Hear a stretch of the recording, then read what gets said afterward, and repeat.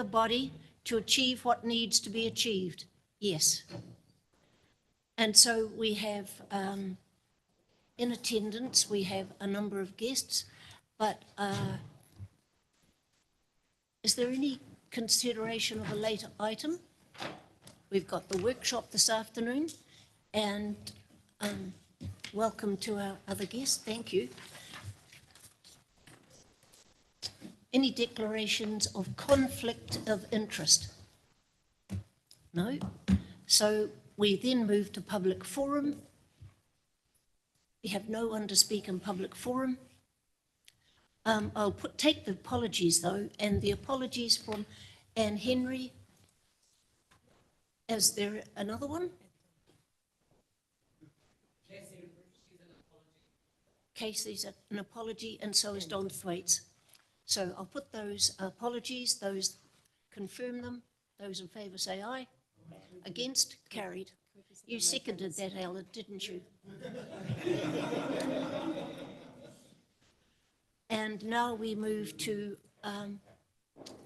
before, I'd like to reverse the order because we have guests in the chamber, and so in order to hear them so they don't have to wait around all morning, I'll move that we reverse the order of business, seconded by Councillor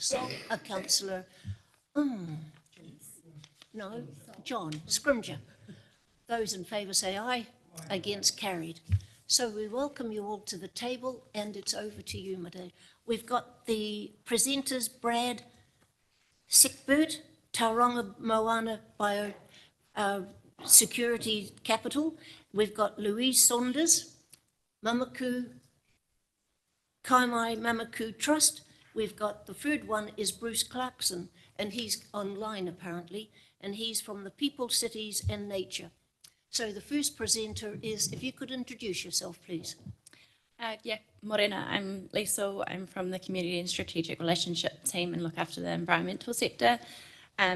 So today we've just got an update on the Natural Environment and Sustainable Living Activity Plan. So we've got a couple of presenters, as Margaret's introduced, and they're going to provide an overview of some of the work that is happening in the district and how some of the groups that we fund through this activity plan contribute to those higher goals that will be outlined by these presenters.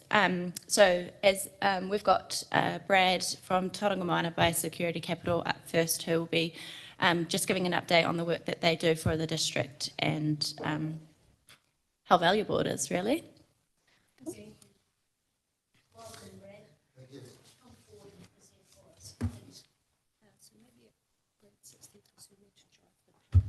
I think it's been driven from over there, is that right? Yes. Are you going to drive that?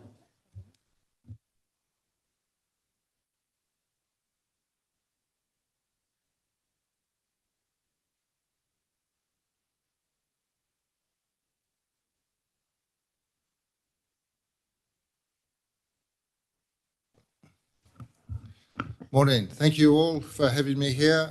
I'm here as a foundation member of what we refer to as TMBC, Tauranga Moana Biosecurity Capital. Our chair has taken a leave of absence due to illness, so I'm a bit of a ring-in, but as a foundation member, I think it's only appropriate. And my name is described as Brad Siebert. I am also the CEO of the New Zealand avocado industry in New Zealand. So I'm welcome to take questions on that at the end, because I will try and move through this as much as possible, so there is time for questions. Got that on? All right. So Tauranga Moana Biosecurity Capital is, I guess, as in the tagline there, is leading and taking collaborative action towards biosecurity excellence. Biosecurity is, as you can imagine, interchangeable with the term biodiversity. The outcomes of good biosecurity is good biodiversity for the region. Launched in 2018, you can move on to the next slide if you like. Launched in 2018, it really is a coalition of the willing. It has its roots in MPI's 2025 strategy, which was taking collaborative action, and the national movement, Ko Tātou, or This Is Us movement, which many of you will have heard about. It really does bring together a huge diverse arrangement of people leaning in to better biosecurity and therefore biodiversity in the region, from iwi to the community, to industry, to businesses, to the research groups. It really is a coalition of that willing. Why we needed. One of the main points is we have New Zealand's largest import and export port here. We talk about pathways of pest and disease risk, and that first port of arrival is a real risk to the region, and we need to make sure that we've got those connections through to those managing those pathways. We're a key primary production region, whether it be kiwifruit, avocados, or any other agriculture in the region. We are always at threat from exotic pests and diseases, whether that be exotic internationals or from other regions. Some newsworthy ones are some of the marine pathways that we try to protect against Asian paddle crab and caulerpa.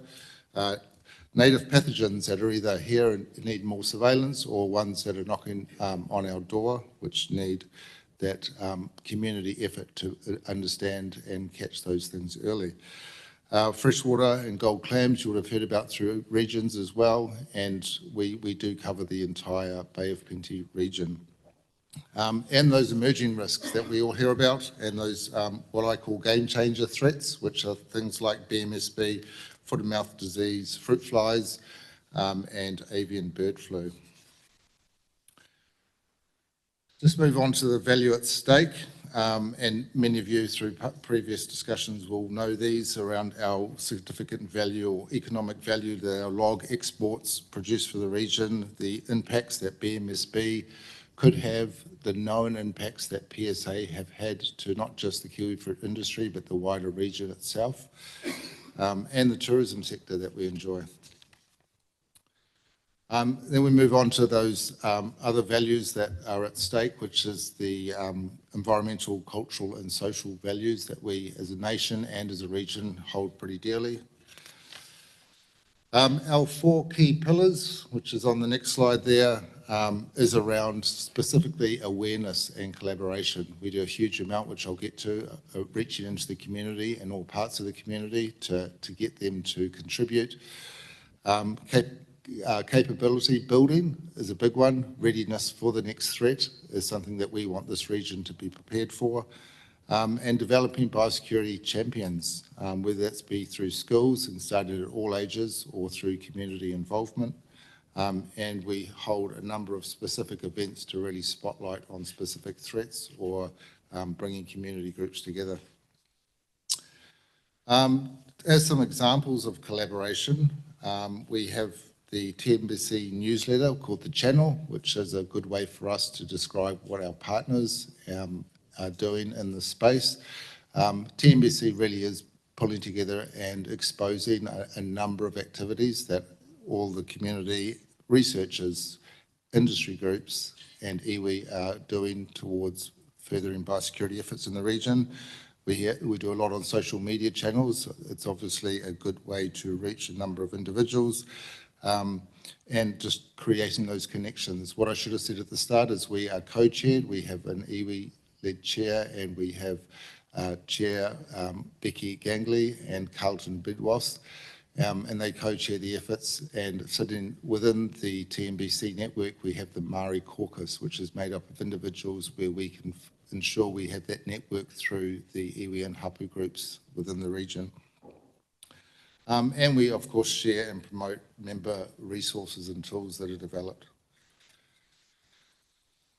A little bit just quickly around developing biosecurity champions, which is that school and community engagement that we have. We're engaged pretty closely with the House of Science. The Sentinel Garden program is a big one around just providing something a bit more tangible and interesting for the kids to get involved with, and it provides that learning exercise and awareness that we want to get through both our stakeholders and the community. And I guess I've spoken about those public awareness campaigns. The next slide just is some imagery really around the Sentinel Garden program. We have collaboration with PIPS, which is a school network. and we work with local schools just to create events and something exciting for the kids to do and provide some learning at the same time. With the House of Science, we sponsor a number of educational kits that are distributed, as you'll know, through a number of the school, being one of the only science curriculum activities sometimes in some schools. So that's a really positive thing if we can orientate that to some of the, just beyond biosecurity, but the interesting things around the industry groups within the region and the biodiversity elements that the kids enjoy, including right through to marine invaders, which gives them that insight into the marine pathways of pests and diseases. We're also present at a number of Canvas Careers Expos, where we enjoy that conjoined funding with a number of partners. The next slide is just, I guess, some awareness, some imagery from the public awareness campaigns. We have huge amounts of engagement from these. These are community events where we get children at all ages to get involved and download apps and the relevant things they need to do to go on hunts and other events that we put on. As far as the capability network, this is a big one and a real interest for a number in TNBC, specifically for the iwi groups who want to be involved in a response. The RENA happened prior to TNBC being set up, and we recognise that pre-training and having our membership engaged in the response in a meaningful way is really important, and that comes with a bit of training and awareness of how those response structures operate. So we host a lot of biosecurity experts to pass on their insights into past responses or research, and encourage those entries into those national awareness campaigns like the Biosecurity Awards. And specifically for our region, there are some key threats that we want to keep front of mind, like myrtle rust and Kauri dieback, so we'll hold some specific dedicated workshops online and in person to educate our members and the wider public around what they can do to contribute to the surveillance and reduction of some of those threats. Biosecurity Week is a big one for us. It really provides this pivotal point in the year where we can hold an event and bring those people together. We try and align it with a number of other agricultural sectors events around biosecurity, specifically involving and exposing people to the things that happen on the port, which are both interesting and contribute to the biosecurity protections that we enjoy and the engagement from the port team. One of the final slides I've got here is just around who our funding partners are. You'll see that they are diverse, and this is just the funders of the program. The list is very long, in the hundreds. When we talk about TNBC engagement, we've got the channel newsletter going to a number of people throughout the region, and that really helps get that awareness out. But we really thank our funding members, including Western Bay Plenty Council, and it just is that example where we're working together. It's a network within networks, and we rely on the support. And I guess I can say that the TNBC is specifically aligned with a number of goals from the Western Bay's long-term plan, whether it be that Indigenous biosecurity element, the connecting that we have with people and their natural environment and how to protect that, the cultural landscapes and values that the region enjoys. We try and make sure that people understand the why, not just what we're doing to try and protect the region. And so, yeah, I guess I'm sitting here thanking the Western Bay for their continued support. Our industry contributes, and a number of businesses throughout the region, right through to plant and food research and other government agencies are contributing, and it wouldn't happen without that support. So thank you. Thank you very much, Brad. We'll take questions, but my first question is, you obviously are all things to all people. How big is the region that you represent? Yeah, so it started right here in Tauranga Moana, but we recognise that it really is the Bay of Plenty region as a whole that we are looking to protect. We are described as an exemplar model, and Taranaki region and have now stood up their own version of TNBC. Northland is in the process of doing that because they really see the value of engaging those networks across their businesses and industries and councils to become involved. So a place like Apotiki in Kawerau, you can service them as well? Yes, and there are members right across those regions who are part of the network. Thank you. Councillor Rodney. A couple of questions. How does this fit in with the National Biosecurity Pledge group? It's a great question, and we get that question a number of times. We are, I guess, in lockstep with the pledge. A number of our members and funders are part of the business pledge as well. You could, I guess the simplest way is we've got some different audiences. We really reach out to the community. Obviously, it's the business pledge, so the pledge is looking for businesses and industries to really engage in biosecurity, where TNBC goes that one step further and engages individuals and the wider community in the awareness programs that we have around biosecurity. The one that really scares me is the brown marmorated stink bug, because I'm an importer, and when my MPI inspector checked my transitional facility, I said to her, well, if this gets here, we're in deep trouble. And she said to me, it's not a matter of if, it's a matter of when. And I think you had a figure of 3.8 billion up there. Is that regional damage or is that national damage? Those numbers are hard to quantify. It would have a huge impact on the industry sectors that are here. And BMSB is quite unique in the sense that it's a public nuisance pest as well. And so regardless of me standing here as part of the avocado industry, for example, as a member of the public, I'm really concerned about BMSB as well, which is why we try and get that awareness beyond just the industry groups, and why TNBC is powerful in exposing that sort of threat to the wider community as well. Yeah, I mean, BMSB, if it goes here, would make PSA look like a picnic. It eats everything that we look to sell. Yeah, avocados, kiwi fruit, apples, whatever, grapes. It'll just eat it a lot. There's some very good videos, including one from, I think, from Alabama, which you've probably seen, which I'd invite people to have a look at, showing.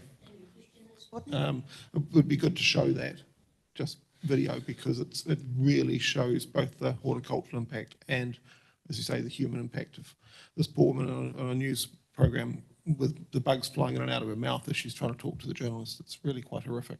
BMSB has become quite the poster child in a good way. It's a conspicuous pest that you can hold a lot of awareness programs around, and it does reach right through from industry right through to the general public. Right, Councillor Wiggers. Yeah, just following on, has any marmorated stink bug been found outside of containment? So we have a number. We get reports on a quarterly basis from MPI where there are a significant. I use the word significant. A number of BMSB found alive, both male and female, at the border, whether it be a transitional facility or at the airport. We'll even find them in people's suitcases, and the investigation response will determine whether there's a direct pathway. And they can close down those pathways if it's known. If there's no known pathway of how that bug got there, then a response is stood up. And we try and understand if there's a population. So yes, there are occasional occurrences of it being found even post-border, but none to date without a known pathway. Thank you, Adam. First thing, and it's not being horrible, but perhaps you could update the council's logo on your supporting slide, because it's the old one now. Just as a point, sorry. No, it's a good point. Yeah. But my question, I guess, following some stuff that we've had of late, and even last night at the Waihi Beach Community Board, we had the regional council present on Kalupa, is it? Kalupa. And so on. But bird flu, how do we, is that another inevitable? Is that something, because why I ask, I guess, is because it's known as being something that could be transferable to humans. How and what do we do there, or do we just cross our fingers and pray?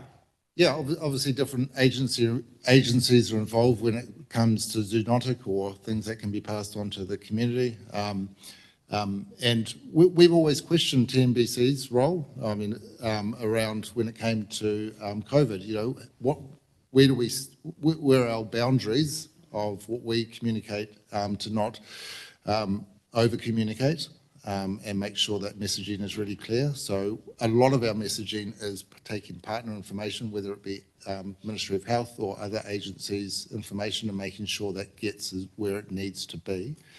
But around the specifics of the threat level, zoonotic diseases are always a concern, and they are managed by those agencies. Yeah, you've already touched on where I was going to go was the brown marmorated stink bug too, and I understand that there was a very significant find a few months ago that was dealt with very efficiently at the port. But with that and I guess Rodney's comments in the back of our mind, are you aware of what proportion of containers or freight generally are inspected at the port? Yeah, and the inspection process won't always pick up these things. There's risk periods when it's cold offshore. They hide inside things and they're imported into the country. What MPI and industry have done and advocated for, and you'll know this as an importer, that there's mandatory fumigation requirements for containers coming from high-risk countries. So we understand and look at interception data and the level of pests in country, and we understand which containers are mandatory fumigated, which essentially is the vast majority of containers. So we don't rely just on visual inspection. There's a mandatory treatment requirement for BMSB for containers coming into the country, because we've found them in Barbie dolls and shoes, and that, you know, it's not like a fruit fly where you know you're looking in for fruit. It could be in any manner of consignment, so there's those broad brush fumigation requirements for imports. To follow up, are you saying that you're comfortable at the level of surveillance that is currently carried out? Yeah, well, it depends if we're talking about inspection at the border, or whether it be surveillance post-border, to understand if and when it gets here. We will continue to advocate, and industry groups and our partners will continue to advocate for more and better technology around surveillance. I'm never going to sit here and say we've done enough. Yeah. Cool. Thank you. Any further questions? Councillor Member Dowling. Yes. Waihee Community Board had a presentation about Kalupa last night, and certainly it engendered some inquiries from the members present and the public about how we can be more aware of. We're trying to have a follow-up session, because being a coastal area, we just don't want to come down from Great Barrier to Great Mercury and keep on coming down the coast. So we would be looking possibly to you or somebody to actually help in getting more public awareness of it. Because, quite frankly, if I walked along the beach and seen a lump of Kalupa on the beach, I wouldn't know what it would look like, but I do now. Right. Perfect. If I could walk out of here today saying that you recognise that we've got the ability to get some awareness out, and that you can contribute to the content of that, of what's of interest to the Western Bay Council. That's something that we want to do as a network, because we have got that reach out to a wide variety of stakeholders. Thank you. Brad, I wonder if you can comment on the log export business, and has there been any developments in the fumigation process for logs, or as opposed to the chipping process, and the proximity requirements and time requirements before the logs are loaded onto the ships? Yeah, and as you'll know, over the last decade, they've tried to understand are there better alternatives to methyl bromide. It is the silver bullet that was, but the reality is there's worker health concerns that have to be managed, and there's some requirements that have been put in place by the EPA in more recent years. The log industry, I know, is looking at EDN, which is another technology that they'll use to treat logs for export. And obviously there's a balance between what we want to do onshore and what our exporting countries are demanding around pest management. So there's that balance to make sure that we undo the economic value that we have from log exports to different nations while still managing health and safety as a priority. So I can't give you an in-depth answer for the log industry, but I do know that, yes, there's a lot of research to looking at alternatives that meet the demands of quarantine for those export countries.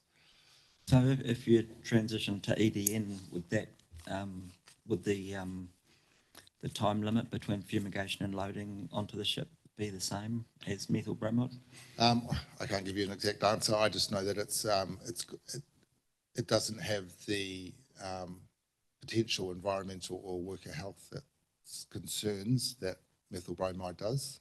Where those two sit and where they're applicable for different volumes or time requirements for trade, I'm not sure. The reason I ask is just because there's been talk about maybe the log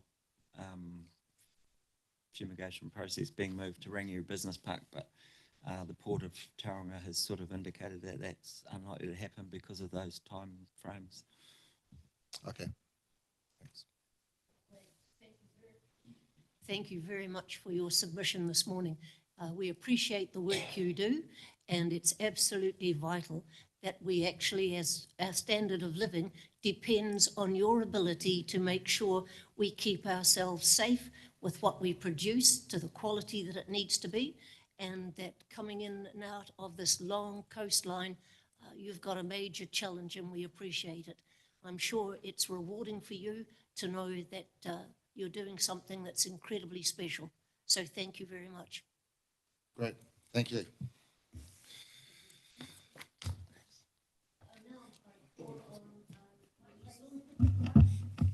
Right, I'll leave it on. Could I call on Louise Saunders, please, from the Manaki Kaimai Manaku Trust.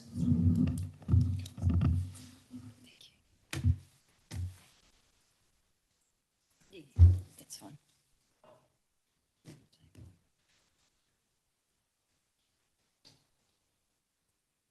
Kia ora tātou. Thank you very much for the welcome. Manaki Kaimai Mamaku Trust, it's a real mouthful to say. Try saying it fast 5 times and see how you get on. It's great to be here today. Thank you for the opportunity to present. I'm Louise Saunders. I'm the CE of the Manaki Kaimai Mamaku Trust. I'm sure many of you are aware of the history of this trust. My presentation today is very, very short for the depth and breadth of what the Trust and the Kaimai Mamaku Restoration Project covers. Liesel's asked me to try and keep it to 10 minutes, and she knows how difficult that's going to be, so I will do my best, but very happy to take questions at the end. So the history of the Trust, from about 2008 onwards, there was about 10 years of community and stakeholder discussion about the state of the Kaimai Mamaku forests and its catchments. There's a very real risk of canopy collapse. If you could just go back to the first slide, please, that would be much appreciated. Thank you. Risk of canopy collapse. It looks great on the outside, as that picture demonstrates, but actually if you get in underneath it, I'm sure many of the councillors will be aware that it's in a pretty dire state in many places underneath. And it presents a real risk to our communities if those canopies can't be maintained. So there were a number of significant developments that came out of that 10 years of discussion, one of which was the establishment of the Trust in 2019. Like TNBC, we're a co-governed entity, and the purpose of that trust was to receive and deploy funding, because if you don't have an entity, you don't have the basis for receiving funding. So next slide, please.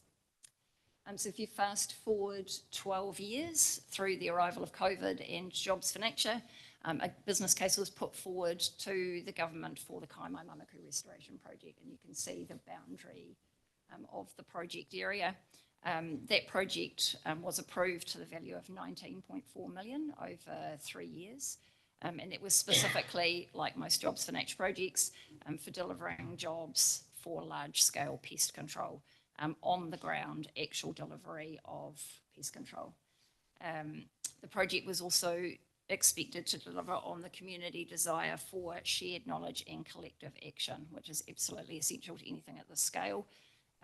And connecting through the very strong community conservation networks that already exist. Western Bay is an absolute hotspot for that activity, as many of you will know.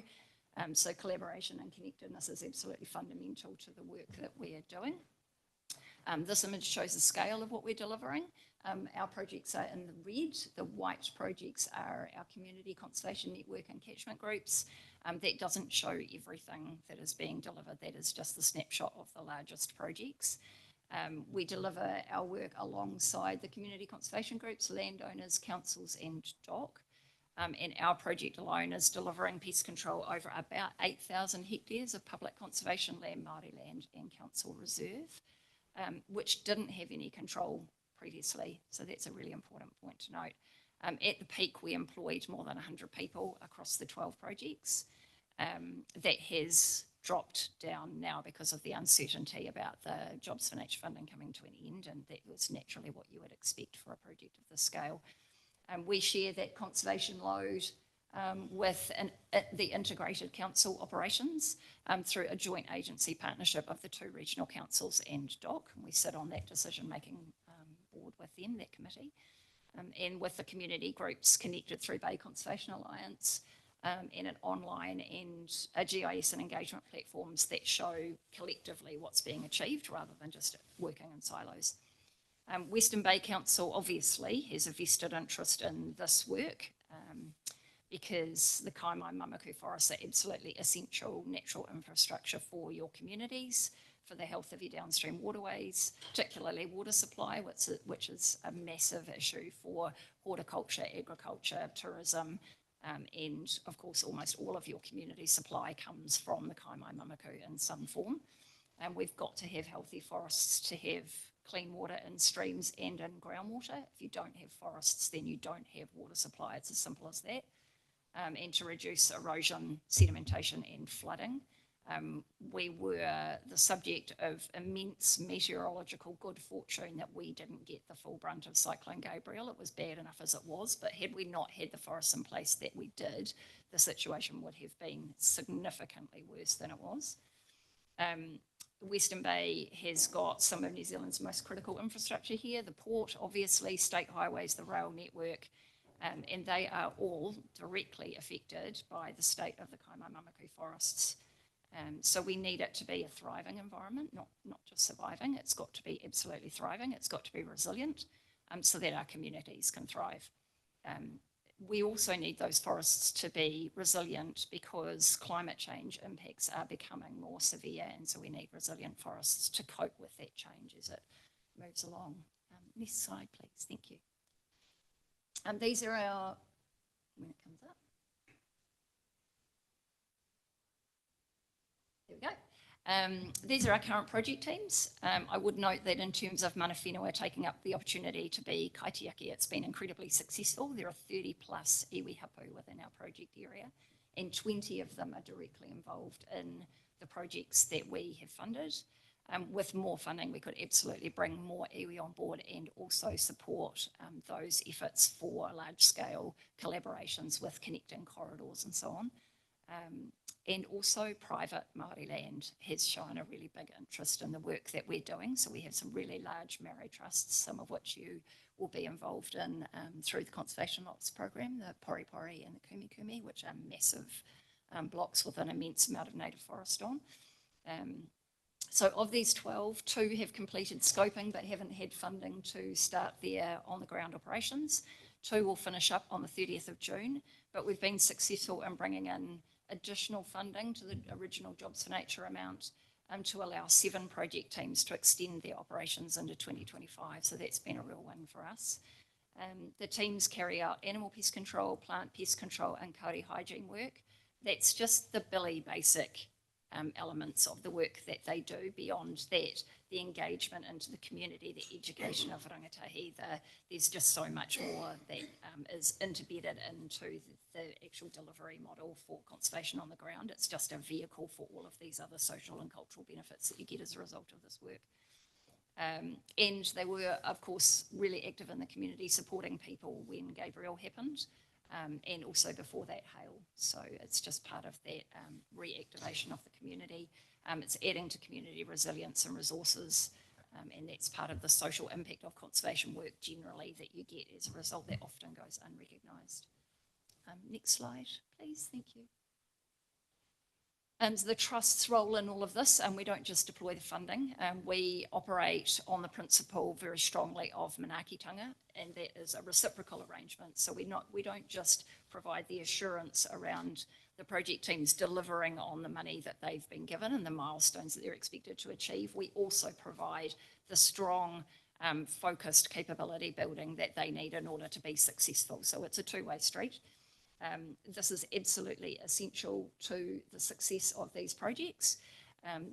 Their success really depends, for a lot of them, they've never worked in this field on this kind of scale before. And so building their capability really quickly across all of these areas of competency and so much more. I mean, the moral support element alone is massive, because this work, make no mistake, I mean, some of the councillors will have some appreciation for this, that it is really jolly hard going out there as a full-time job, day in, day out, regardless of the weather, and doing this work is really jolly hard. So the moral support element alone is massive, particularly for the project managers who know how to set a trap, but managing people, that's a whole other bag of cats. Supporting them, providing them with connectivity with other projects and adjacent community groups and landowners, really important. Reducing their barriers to entry for education in particular, building their confidence, building technical knowledge and proficiency. All of this is incredibly important. It's one thing to give people money. It is something else, again, to build their capability in a way that is real and will have long-lasting benefits, because for the work that is needed out there, that is what we need. We need long-lasting and sustained effort out there in the Ngāhere. This model's worked really well. We support those teams in whatever way they need, enabling them to meet those project assurance requirements of all of the funders, and we work collaboratively with the funders to make sure that that's a two-way street as well. Next slide, please. Thank you. We've also got our own work programs. These are just a few of the bits and pieces that we are working on. Some of these are bigger than others. A lot of them are collaborations with other agencies and advisors. They're activities that support landscape scale programs, and particularly these are projects that are really strongly supporting shared knowledge. We just don't have the time left to be working in silos. The situation is that critical at this point, and without catastrophizing, we're finding that the work that we are doing has brought a lot of people together and amplified the action that's happening. It's much more effective that way. And we put a lot of emphasis on engagement, connecting our projects into the conservation community. That's been a real bugbear of community conservation groups for a long time. They feel like they have tried really hard to engage with mana whenua and not really had much response. But now we're finding that it's become a peer-to-peer relationship, and so that conversation has really opened up, and there are some really incredible gains as a result of that. We are really working hard for everybody to pool their resources, because of course as the funding pool is drying up, we need to be working even more effectively than we already have been. So next slide, please. So partnerships and collaboration, these are issues that we face collectively as a community. We've really got to focus on partnership and collective impact. That's actually really hard for individual project teams to think about, because they are so head down, bum up, just doing the work day in, day out. It's really hard for them to raise their heads above the parapet and look outwards and upwards, the radar view with what everybody else is doing and how they can work collectively. That's not a thing that comes naturally or easily to most of these project teams. So that's something that the Trust takes on is part of the way that we do business every day. We prioritise connecting with the teams in the councils, and with funders, community groups, other stakeholders, and because we cross the ridge line, we're not just doing that in the Bay of Plenty, even though this is such a hot spot of activity. We really want to see the same kind of activity working in the Waikato as well. I'm from the Waikato. I grew up at a little place called Manawarau, which is just on the other side of Thompson's Track. That's a bit of a desert when it comes to community conservation activity, so it would be really great for the place that I grew up to be just as active as what we've got going on over here in Western Bay. We work inside as much as we can the council programs that are already operating, and Western Bay's Natural Environment Work Program and the Conservation Lot Program, which I worked in professionally for longer than I care to admit to, are just examples of the kind of work that we try and work ourselves in with. And we've also developed an informal engagement professionals network. Now, that doesn't sound like it's very important, but actually when you've got all of the engagement professionals across the councils and other entities all working together, the marketplace out there, the ears listening, the eyes watching for the engagement that's coming out. It's a really crowded, really noisy environment out there for engagement. So you actually have to have collaboration of your engagement professionals to make sure that your message, your collective message, has cut through. Otherwise, you're shouting in the wind. It's just pointless. So that informal engagement network is really important to us. And the other thing that's really has been a really important result of the collective work that we're doing through the joint agency group is the monitoring working group that we've put together. I come from a science background, and it has been immensely frustrating to find that there is a wealth of data out there about trends in the environment and what's going on, but everybody has got it hidden away in the back shed somewhere. It's not actually pulled together collectively so that we can say, well, okay, these are the trends that we're seeing, sharing our data and making really informed decisions as a result of that. So that monitoring working group has got a bunch of us boffins sitting together and talking about, well, what monitoring do we do? Where is that happening? Where are the gaps? How can we update that? And then where we can, our project teams are upskilled to deliver some of that monitoring information. So we try and make that a circular economy as much as we can. We work side by side with Bay Conservation Alliance. Michelle and I spend a lot of time thinking about how we can be working more effectively, and we connect into the work programs of regional and national level collectives like TNBC and like New Zealand Land Care Trust. So last slide, please. Thank you. I also need to update the slide. There are a few supporters and funders who aren't on here. So fundamentally, we're just about getting stuff done. We call ourselves the GSD team. We get stuff done. The time for talk is absolutely over. The community had 10 years of talk before we actually put a spade in the ground. So we need everybody to be working towards the same goals, but we've got to be effective and agile. We've got this suite of funders and more who are themselves breaking out of their silos and increasingly funding collaboratively, which is really incredible. They're also funding really strategically, depending on the need that they're seeing out there in the community, and they're really wanting to maximise impact. So they want to see organisations who are working collaboratively and working at scale. There's a huge opportunity here for Western Bay Council's own funded work streams to work in the same way and be focused really strategically on the things that you do well, and then leveraging your funding out to amplify the efforts of others where that's not particularly in your lane, but you want to support.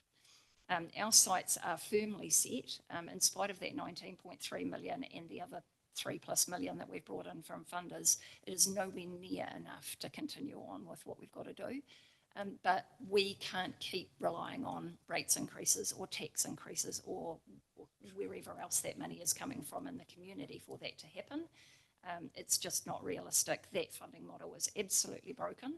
So we are building a platform for direct investment in biodiversity by business, and we expect to launch that before the end of the year. There are some massive social drivers behind the need for that and the desire of business to support that. It is already happening. Yeah, don't even get me started on that. That is a massive topic all on its own, which I would be quite happy to come back and talk to you about at some future time, should you wish me to. But yeah, there is some really strong moves afoot that will absolutely support the work that councils are already doing. And so I think I'll leave it at that. Thank you very much. That's a very short summary, and thank you for the opportunity to present to you. Thank you, Louise. That's most interesting. I've got questions now from councillors, but I'll start with Mayor Denyer. Thank you, Madam Chair, and nice to see you again, Louise. I think you started to cover the question I was going to ask, which was what plans to replace the Jobs for Nature funding do you have? I know Minister Hoggard indicated there would be some funding, small amounts available, so firstly, is MKMT or any of the groups underneath it receiving any of that funding, or have they applied for it? And then maybe just tell us a little bit more about that the platform for direct investment from businesses. Are you sure? Let's start with Minister Hoggard. Had a conversation with him last week, I think it was, when he was here. That is a really interesting space. He has grasped onto the biodiversity credits opportunity, but he sees that as a way of compensating farmers for biodiversity they've retained, rather than being an opportunity for improving biodiversity outcomes necessarily. So I was happy to point out some of the issues with that, notably that business investing in biodiversity credits, because it's a marketplace, so you have to have a buyer and a seller. The businesses who will be investing in those credits are less likely, initially at least, to want to support a landowner who has simply retained something, so conservation, versus supporting active restoration. And those two things, as you'll be well aware, are very different. So that's where the biodiversity investment platform comes in. And the point that I made to the Minister was that you can have a layered approach. Biodiversity investment is built on the premise that the community first is aware that the environment that we have is not good enough to sustain itself, let alone the community and its economy. And second, believes that there is a place for business to do more than it currently is. On the flip side of that, business is aware that it needs to be seen to be doing more and wants to do more, but has no effective platform for doing that. When business comes to the table with a platform, they're going to want to support the projects that have the most meaning for them. So whether that is going to be something that has also social impact, whether that is a mana whenua group that they want to support, whether that is in a location that is particularly special to them, whether it is supporting an environment that is, so for instance, if they use a lot of water, they might want to support a project that is supporting water-based restoration. They will support those kind of groups first before they will support a farmer. That's just the way it is at the moment. Once you've got that market covered off, then the opportunity for biodiversity credits to come in as a way of compensating landowners for conserving biodiversity as opposed to restoring biodiversity will be a later addition to what will already be a market that has become normalised for investment in biodiversity. What I think is really interesting about Minister Hoggard is that I said to him, it'll be 3 years before you get a biodiversity credits program operational, and he laughed, and then he did the maths and he found that I was right. So what we need is something now, rather than waiting for the government to try and deploy something that will quite literally, I mean, it will be 6 months before they get advice from their team about what the options even are before they go to the next step, because they've got all of those submissions that they need to analyse before they get to that. That is a long game. We don't have time to wait for that. Does that answer the question? It does, very well, thank you. Councillor Wickers. Yeah, hi. Have you made connection with Priority One in regard to the economy and the Bay of Plenty and businesses side of things, and also they have an employment program that they're working with, getting sort of disengaged, that type of employee into work that might align with the work that you do? I'll start with the employees first. So our mana whenua teams are predominantly employing people who whakapapa to their area, not entirely, but for the most part, their focus is understandably on the rangatahi who need it most. We've had some really fantastic good news stories in that department. We haven't gone down the MSD disengaged youth part directly yet, but that would be definitely a future opportunity that we would look at. It needs wraparound pastoral support that goes with kids like that. And that's when you have a project team that is establishing itself in a field that it hasn't been involved in before, there is so much in just getting that established without also bringing on board the pastoral needs of the kids, the people that you are employing. So that would be a future step rather than a what's working now step. But absolutely, that's something that a lot of the teams are looking at. Just on that, priority one are doing that? Yep. Yeah, so it wouldn't be like your group would have to do it, they do it. Yeah, yeah. Okay. And yeah. Did you want to add to that? There's lots of, yeah, okay. There's lots of things around that. So in terms of connecting with priority one, yes, we have, and there is a project going at the moment, Bay Conservation Alliance, ourselves, a couple of the funders and priority one are looking at, so there was some national work done by Sustainable Business Network on what business wants if it wants to invest in biodiversity. What is that going to take for them? Because you've got to reduce those barriers to entry for a program that is brand new, never been done before. You've got to make sure that it is trustworthy and that it's going to have integrity, and what is it the business needs to join that conversation. So that work was done last year, and a whole lot of businesses were surveyed. We're looking to work through priority one to do the same kind of business analysis to look at what does business locally need. Is it the same as those general themes that were found nationally? Or is there some, local nuances around that? There are a couple of other important things that are happening. One is that that will involve priority one. One of them is that there was in 2010 an economic analysis done of the Western Bay portion of the Kaimai Ranges, looking at the economic assessment of economic valuation of natural infrastructure in that area. And we are, through the Joint Agency Committee, redoing that for the whole Kaimai-Mamaku, the forested areas. So that economic valuation then also gives businesses that economic thread to their argument when they're telling stakeholders, directors, shareholders, we're going to make this investment, here's the return, because it's a non-financial return on investment. And for some businesses, the economic return is going to have to be the thing that drives them in terms of this is the natural infrastructure, the value of it that supports our business, internalising that cost of maintaining that infrastructure into their business. The other thing that's happening is that Aotearoa Circle has decided that the Bay of Plenty is going to, as councillors heard about this, the Western Bay, the Bay of Plenty is going to be the place where they do that economic valuation at scale across the region. What is the value of natural infrastructure in terms of economic valuation to your economies, to your communities? That's going to be a really interesting piece of work. Fiona McTavish, obviously, of Bay of Plenty Regional Council, is sitting on the steering group for that.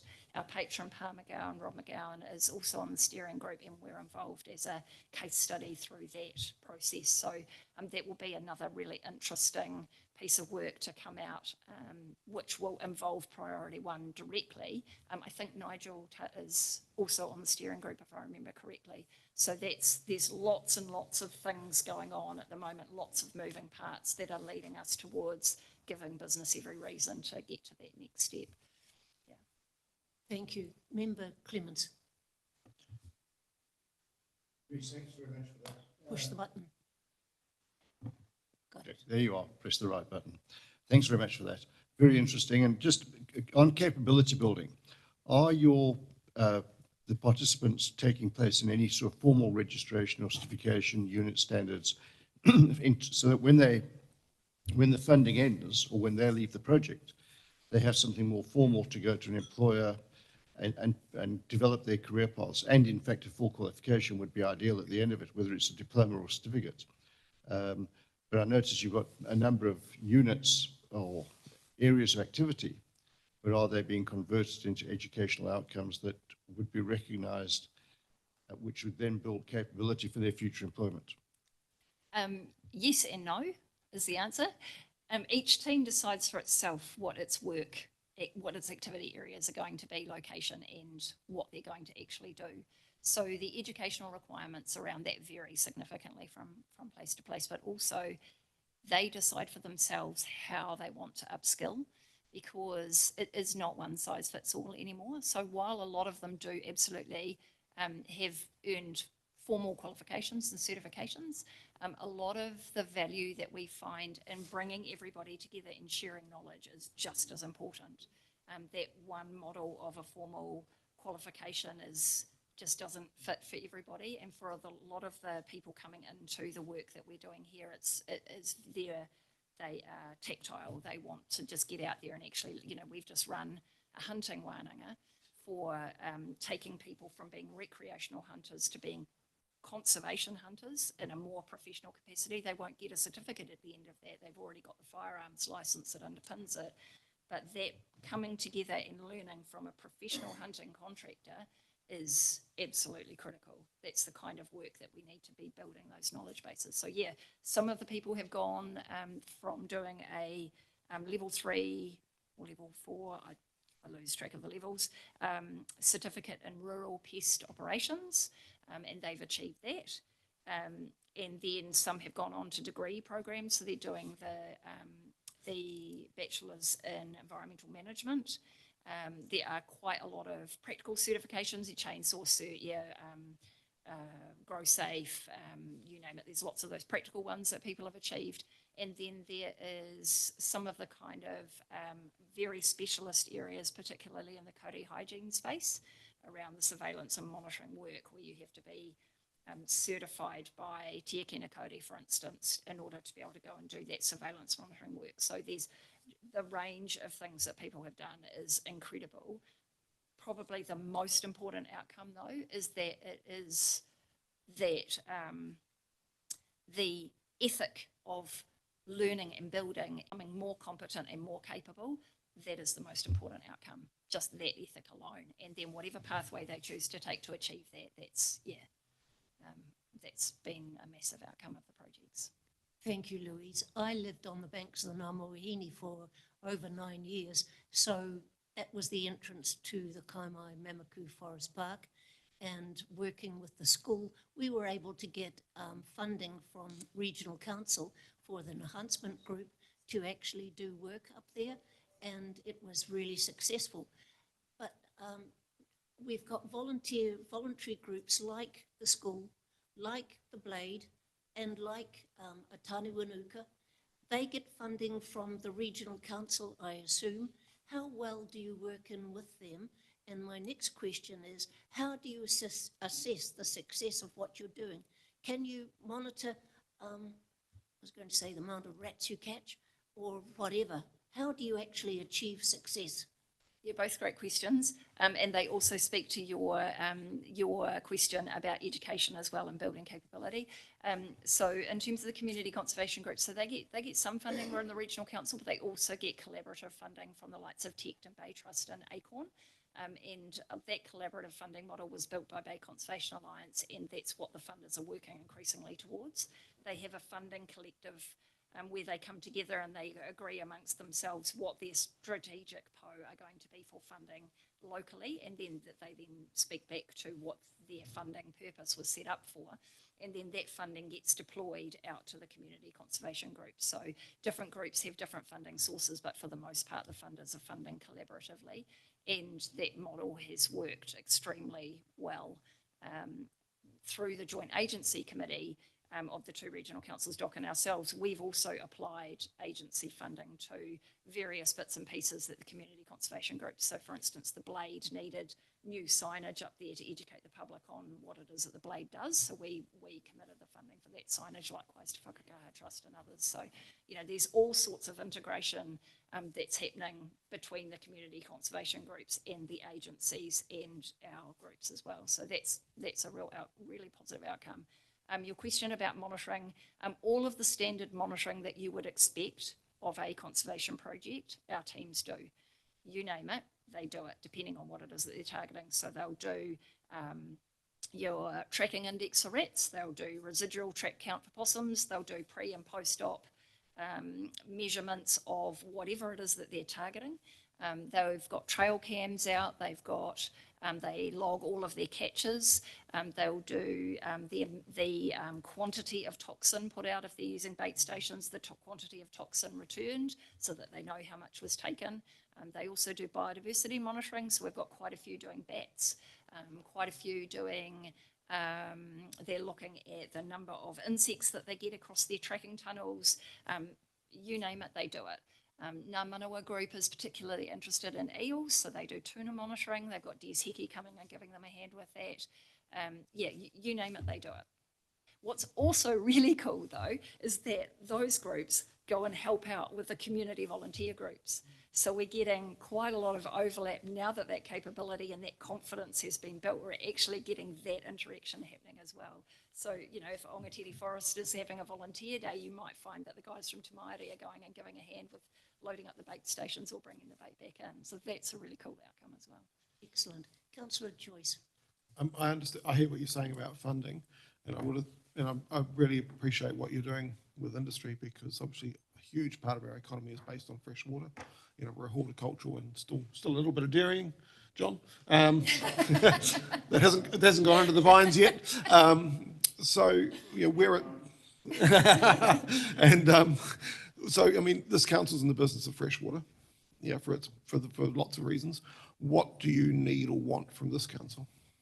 Ooh. Jodie knows me. Where do I start? I'm already working with the team on the way that council can support what we're doing. I think there is a massive opportunity there through your conservation lots program to extend our project teams with a contract into helping those landowners with the pest control. I know for a fact that most of those covenants require physical protection of a fence, legal protection of a covenant, but don't necessarily require, in fact, most of the ones that I was involved in didn't require the landowner to do possum control or deer control or whatever as a compulsory part of their, and yet you can't necessarily expect the landowner to either have the knowledge or the time to do that. It's not reasonable, and some of that land is tiger country as well. So there is an opportunity there for the council to trial using each team as a contractor, if that's the work that they're doing, to help those landowners out with that. It doesn't necessarily need to be a massive time-consuming effort or a big expense, but you could trial something like that, for instance. And that also builds social cohesion in your communities, which right now is a really important thing that we don't think as much about, perhaps, as we should. There are lots of other opportunities within council reserves where you could run trapping programs, or you could run, and they could be a collaborative effort, for instance, between the project teams and the community.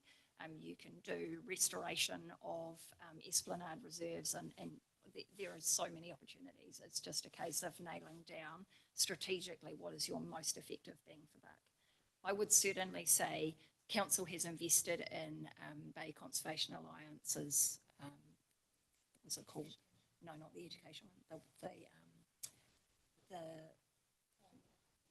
the connectivity strategy, thank you. Sorry, I was just having a brain fart. The connectivity strategy, which prioritises or shows where your hotspots are for connectivity ecologically across the district, and we've done that for the northern part of Western Bay.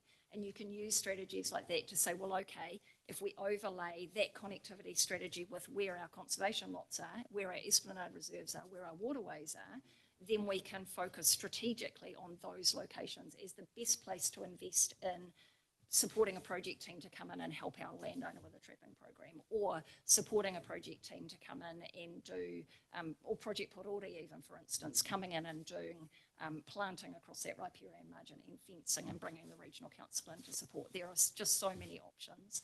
I think collectivism and strategy are really important. There's no point having these isolated little pockets. What you need is to take a mountains to sea approach in the way that we have and Project Porori has, and then focus strategically on where are the gaps in that corridor.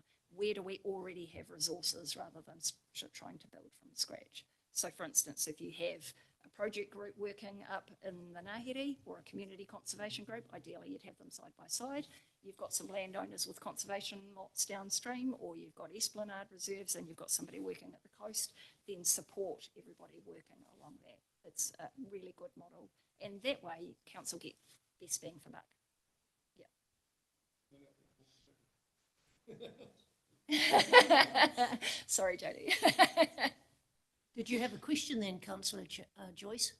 I did, but I'm finished. Thank you. I mean, I would just point out we do have an unregulated tip on one of our esplanade reserves in the northern part of our district. So we've got a bit of work to do in our own backyard as well.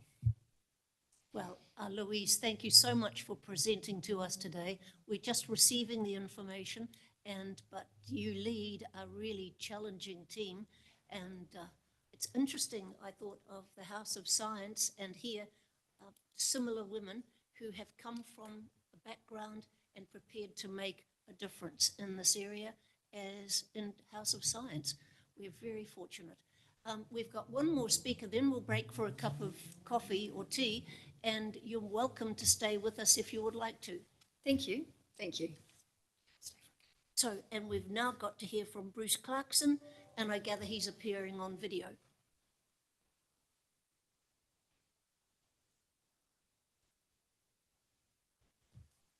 Mr. Clarkson, we can hear you now. Can you hear us? Yeah, I can hear you clearly, and I just wanted to check that you can see that I'm starting to share the presentation. Right. Yes, Sue, just keep going. So you can see that, can you? Yes. Oh, that's great. Okay. Kia ora koutou, ko Bruce Clarkson aho, and today I'm wearing my hat as a research leader at the University of Waikato who leads the program known as People, Cities and Nature. And my goal today really is to give you some background and some principles and some findings which over the many years have been very helpful to people who are trying to bring Indigenous nature back into New Zealand's urban centres. And I'm emphasising today the urban centres and the peri-urban zone also. So you're all aware that the world is increasingly becoming urbanised, and the target for 2050 is about 64% of the population will live in urban centres. And we've been working on a premise that urban centres shouldn't just be viewed as a problem, but a potential solution to saving biodiversity and assisting in the reversal of biodiversity decline. A famous planner by the name of Geddes back in 1914 pointed out rightfully that it takes a whole region to make a city. It draws on all of the resources, it draws on the ecosystem services, and the question, of course, is what's the reciprocity in that? And we've tipped that concept on its head, make the point that a city can be part of a process that can reverse biodiversity decline in a region. So just a little bit of background, of course, you know that New Zealand is actually a very urbanised country. Despite all of the pictures of grand rural landscapes, 87% of us live in urban centres of some form, that's towns and cities. And the 4 red dots shown on my map there are the 4 main centres that I've concentrated my efforts on over the last 30 years or more. You all know which they are, and I'm going to deal with them in more detail anyway. But I would also point out that I belong to a research program that actually services urban centres right across New Zealand, and it includes about 22 researchers based in Crown Research Institutes and New Zealand universities. So a little bit of statistics first about urban centres in New Zealand. Of course, the big issue is New Zealand really comparable to big urban centres, for example, internationally, with a total population of only just over 5 million and very low density population in urban centres.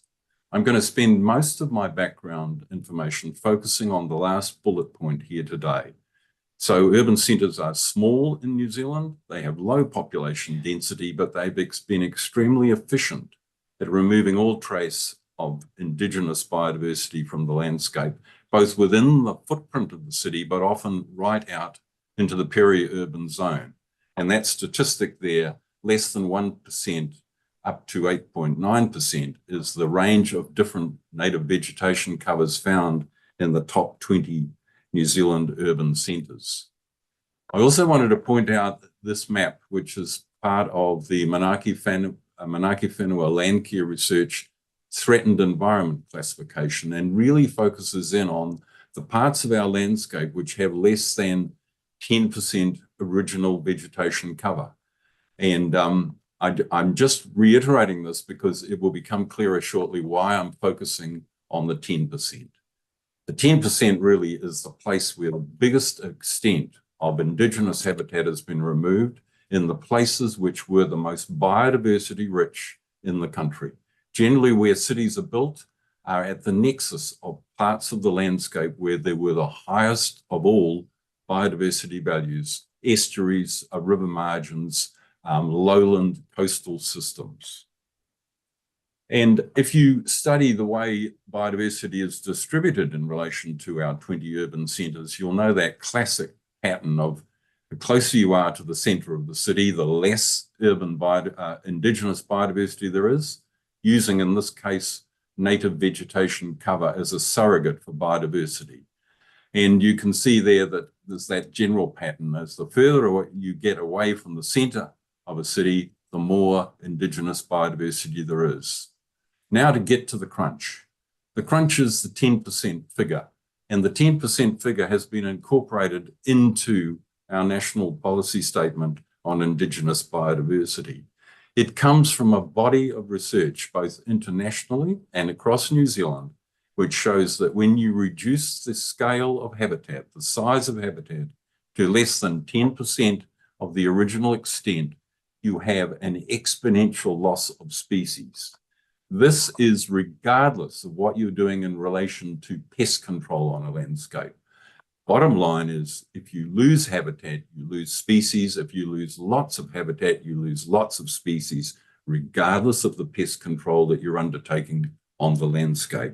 And so that 10% figure can be viewed as a style of threshold, where once you get below it, you are losing significant numbers of Indigenous plants and animals on the landscape. And of course, that figure, the 10%, was built into the National Policy Statement on Indigenous Biodiversity, and it came from work that came out of the University of Waikato. This is the cover of the report that informed that process. And while there have been some amendments already made to the National Policy Statement on Indigenous Biodiversity, the body of the National Policy Statement is still intact and may well have further review. But I believe that most of the core principles in it will stand the test of time. So just to make the point first about the difference between conservation and restoration, which Louise alluded to a moment ago. Restoring things that have already been left behind after development is one thing, but in scenarios where you have less than 10% of the original habitat on the landscape, you actually need to do more. And so the point is that just removing pests and weeds from existing patches will not, in the long term, enable native plants and animals to survive and persist in many of our lowland and coastal zones where there has been intensive development, unless we undertake what we call reconstruction or retrofitting. So reconstruction is about bringing back the biota that once were there and bringing them back in sufficient quantity and quality that they will continue to persist on landscapes. The reason I became interested in focusing on urban centres is I recognised quite early in my research career that we spent so much time focusing on the mountains and the uplands and tended to forget about nature in our own backyard. And for many young New Zealanders, the only place where they will really become familiar with their own natural heritage will be in their own backyard or in close proximity to their own backyard. This is the main reason that I've been focusing on urban systems for quite a long time. I also think one of the key principles that needs to be followed is one of what I call a bioregional approach to restoration and conservation. So bioregional is about taking a landscape scale approach, but doing it using natural units like what we call ecological districts. There are 268 ecological districts that have been defined for Aotearoa New Zealand, and they provide an ideal spatial framework to making biodiversity inventories to know what is the resource that you're dealing with, but also then to develop plans for then going on to both restore, reconstruct, or retrofit the system that is desired by the people who live in that local place. They are the ultimate localism for ecology, ecological districts, looking after the things that are dear to your own backyard or your own ecological region. And they can be a very effective planning tool in making these differences. So we started many years ago in Hamilton Ecological District, taking a bioregional approach. So the slide you can see is like our resource inventory of what we started with. And then we gathered the information to make the decisions around where is the effort best concentrated. Well, you know, the biggest problem with the urban centre, of course, is that every little bit that is there is extremely small. 1.1 hectares is the average size of the key sites remaining in Hamilton City. And that, of course, puts that obligation on the need for reconstruction or retrofitting. And the ideal place that became apparent very quickly in Hamilton City was what we call the Hamilton Gully. Hamilton Gullies are an intricate network of stream tributaries that flow into the main river, the Waikato, which bisects the city. And while they are currently in many places dominated by exotic species, they are the ideal place to concentrate on restoration and reconstruction. This is just one example of Hamilton Gully, Manga ko tukutuku, referring to the fact that once the fuchsia, the native fuchsia, was abundant in these gullies. But in fact, nowadays, when you go to a Hamilton Gully, largely you will see a great forest dominated by grey willow or many other weeds and pests. In fact, it's like the capital city for many exotic plants, Hamilton, and this is the challenge for what we're trying to do in terms of reconstruction. Some native birds remain, but they don't tend to be the ones that require the ecosystem services provided by the native plants that they co-evolve with over many millions of years. And that is another reason why retaining the exotic species in the city will never do the job for bringing indigenous nature back. So we've been doing this for quite a long time. Here are a couple of shots to show you the work going on in one gully in the Onukutara Gully in Hamilton, Kirikiriroa, with a time series there at 2010. So the slide you saw of the grey willow was where this work started. And by 2010, this was the incipient, the developing young kahikatea forest in a Hamilton Gully. And 10 years later, in 2021, this is the view of the edge of the patch. And of course, I am, of course, focusing on my own backyard, where I learned many of the principles and did most of the research that underpins the programs that are being adopted by cities like Hamilton, Tauranga, New Plymouth and Napier that I'm going to get onto in a moment. So we realised also very early in Hamilton that the gully alone was never going to do the job. It's only one habitat type, one topographic unit, and then we started turning our attention to other pieces of land, public land that is, where we knew that there was an opportunity for doing reconstruction or retrofitting. This is a site based up by Hamilton Zoo, on Brymer Road and Bavistock Road, the two roads you can see on the map there. And this was the conceptual plan that was developed for the reconstruction of all of the main ecosystem pipes that once dominated the Hamilton Basin or the Hamilton Ecological District. So each of the colours there, you can see the code up on the legend. I won't go through them all in detail. I don't have time. But you can see that essentially each of those types relates to the micro-topography of the site. This site was public land banked by a former Hamilton mayor, Michael Minogue, and the first tree was planted in 2004. And in September of this year, we'll be having the 20th birthday for this project.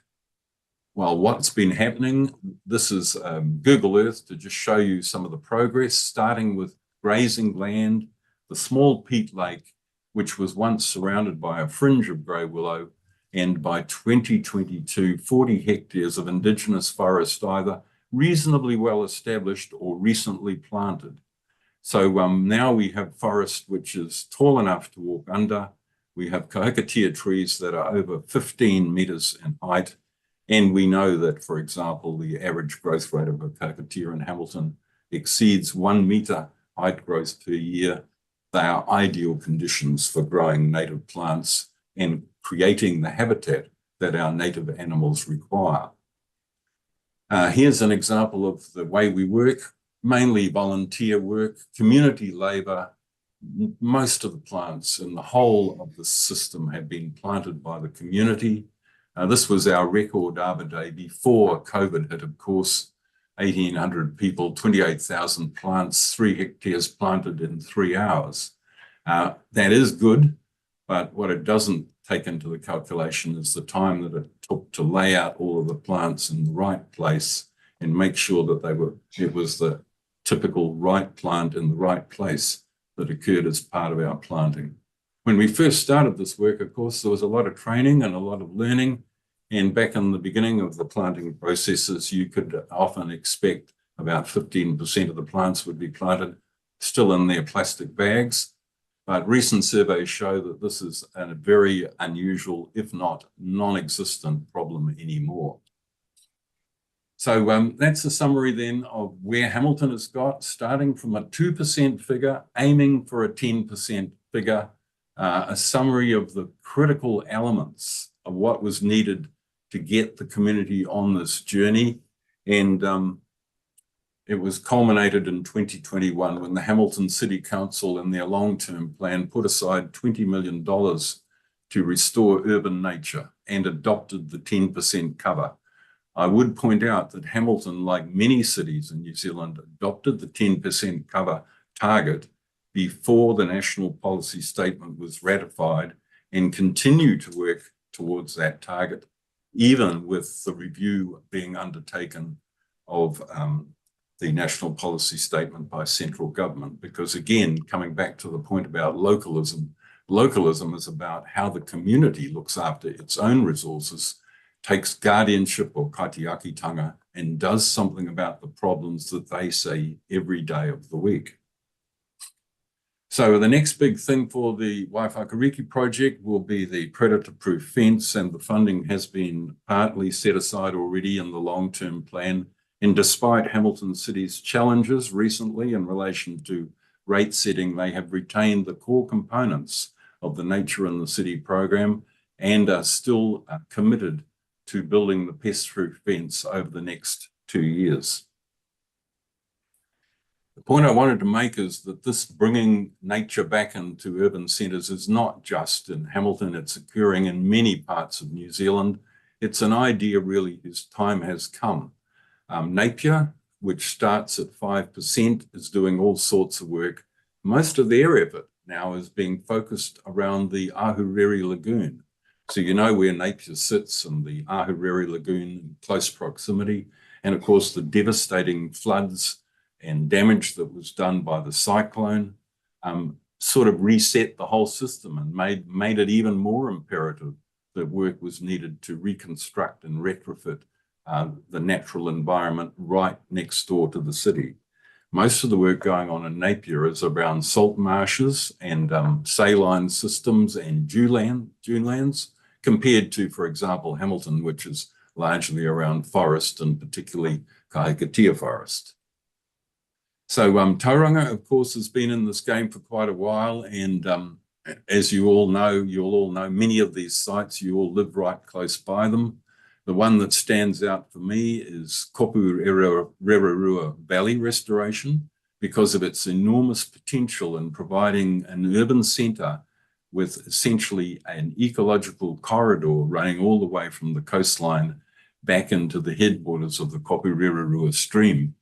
And also thinking about the bigger picture, the work that was done way back in 1999 by Wildlands in identifying the special ecological sites of Tauranga City, rather similar to what occurred in Hamilton City, and the potential for connecting and reconnecting all of these tiny little patches, and particularly to focus in on that enormous 364 hectare core area of Kopurerua for building an ecological corridor from the coast back into the headwaters of the main stream.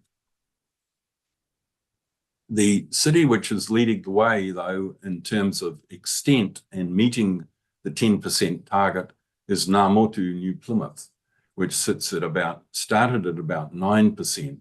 And because of that, had a very small target to achieve the 10% target.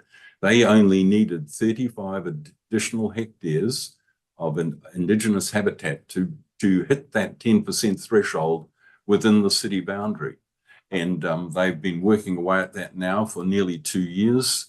They're extremely close to achieving the 10% target.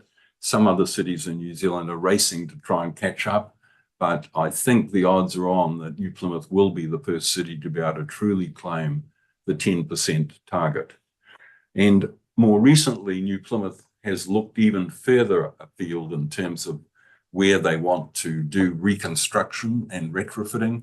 And this slide shows the beginnings of what's known as the Waifakaho Wild Link, an ecological corridor which will stretch all the way from the outskirts of New Plymouth City.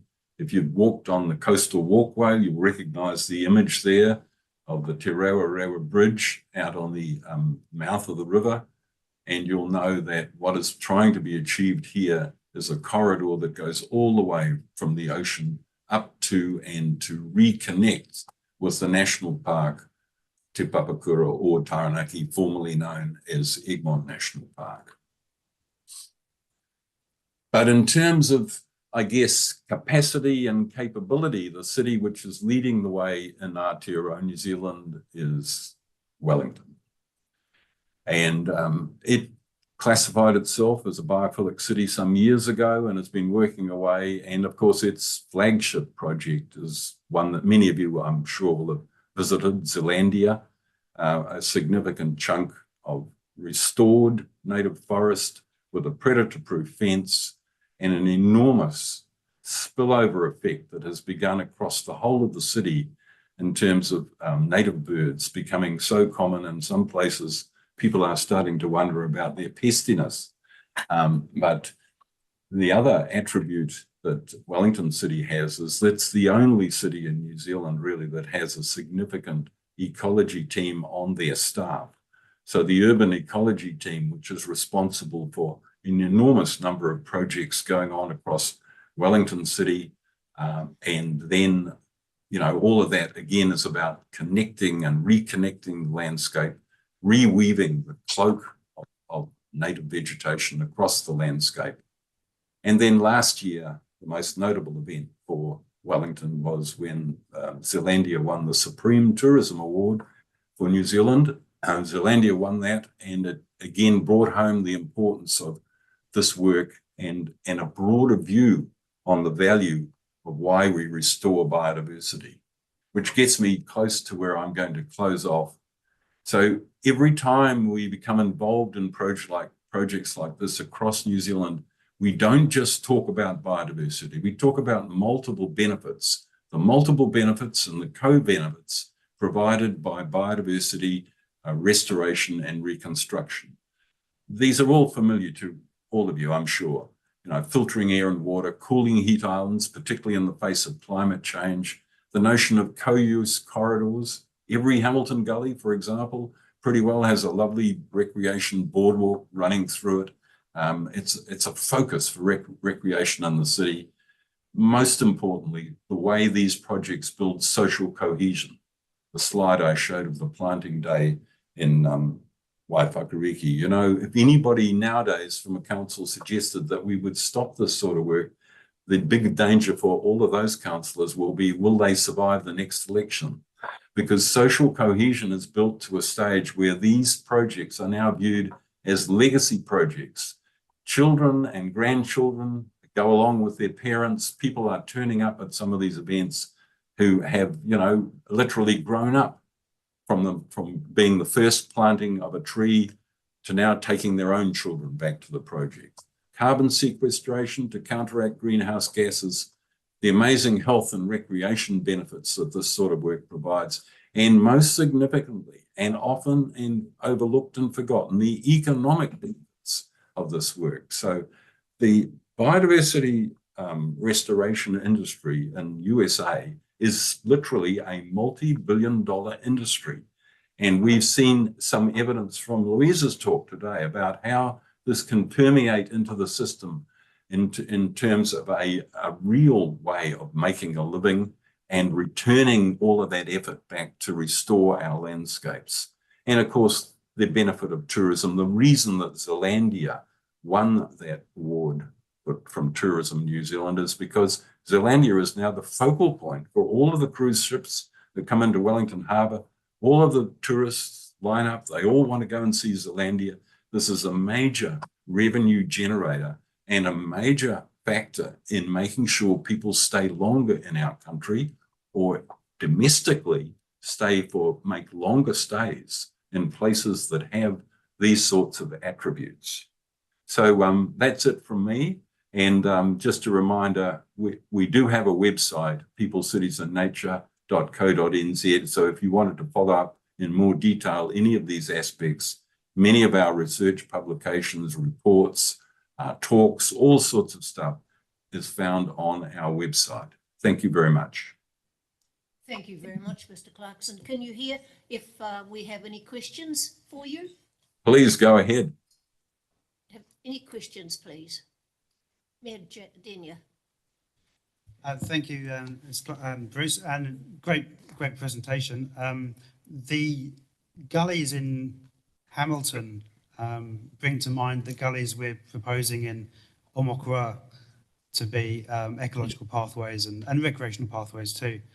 And I just wondered if you could perhaps give any advice as to how best to proceed with those so they don't become weed-infested gullies, and perhaps how our staff could work with those in Hamilton City Council, how best to manage those. Yeah, well, I mean, the first step always is making connections with landowners, iwi and landowners, iwi who have mana whenua status, but particularly if people own land either adjoining the gully or even own parts of the gully. I know often the Esplanade Reserve is broken up in various sorts of ways in the gully. The first thing is the relationship development with the people who are most impacted by what you might be proposing to do, and a sharing of values and a sharing of understanding about what the goals of the project would be. I would also say, don't be daunted by this, because when we started in Hamilton Gullies, a lot of people actually said, no, this is not possible.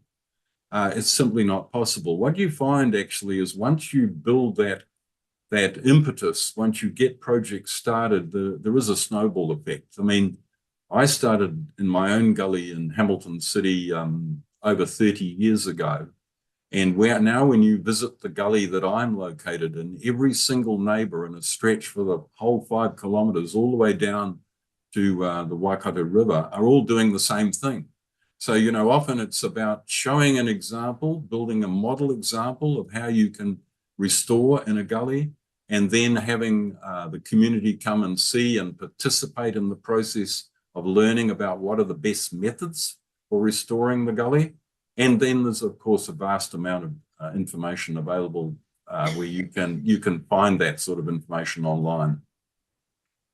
I think, Mr. Clarkson, we've had, if you heard Louisa's submission before, the Kaimai-Mamaku forest is just a wonderful background for this area, and we've got the coastline, so we've got the best of both worlds, and we have incredible number of volunteer groups that are working in all sorts of areas, which I think gives us great promise if we keep it going. When we had Glenn Ao here, he would make sure that the community groups had enough, I was going to say, native plants to keep planting up, and I'm sure we are still doing that, but thank you very much for your presentation. I'd like to be really flippant and say, years ago, I can remember going to Invercargill and thinking how inappropriate it was to have cabbage trees growing down the main street. And I don't know whether they still do or not, but that's one group of tree that looks fabulous in a rural environment and rather than in the city centre. So, sir, thank you very much. You helped to inspire us to do more. Councillor Daly, you have a quick question? Yes, thanks.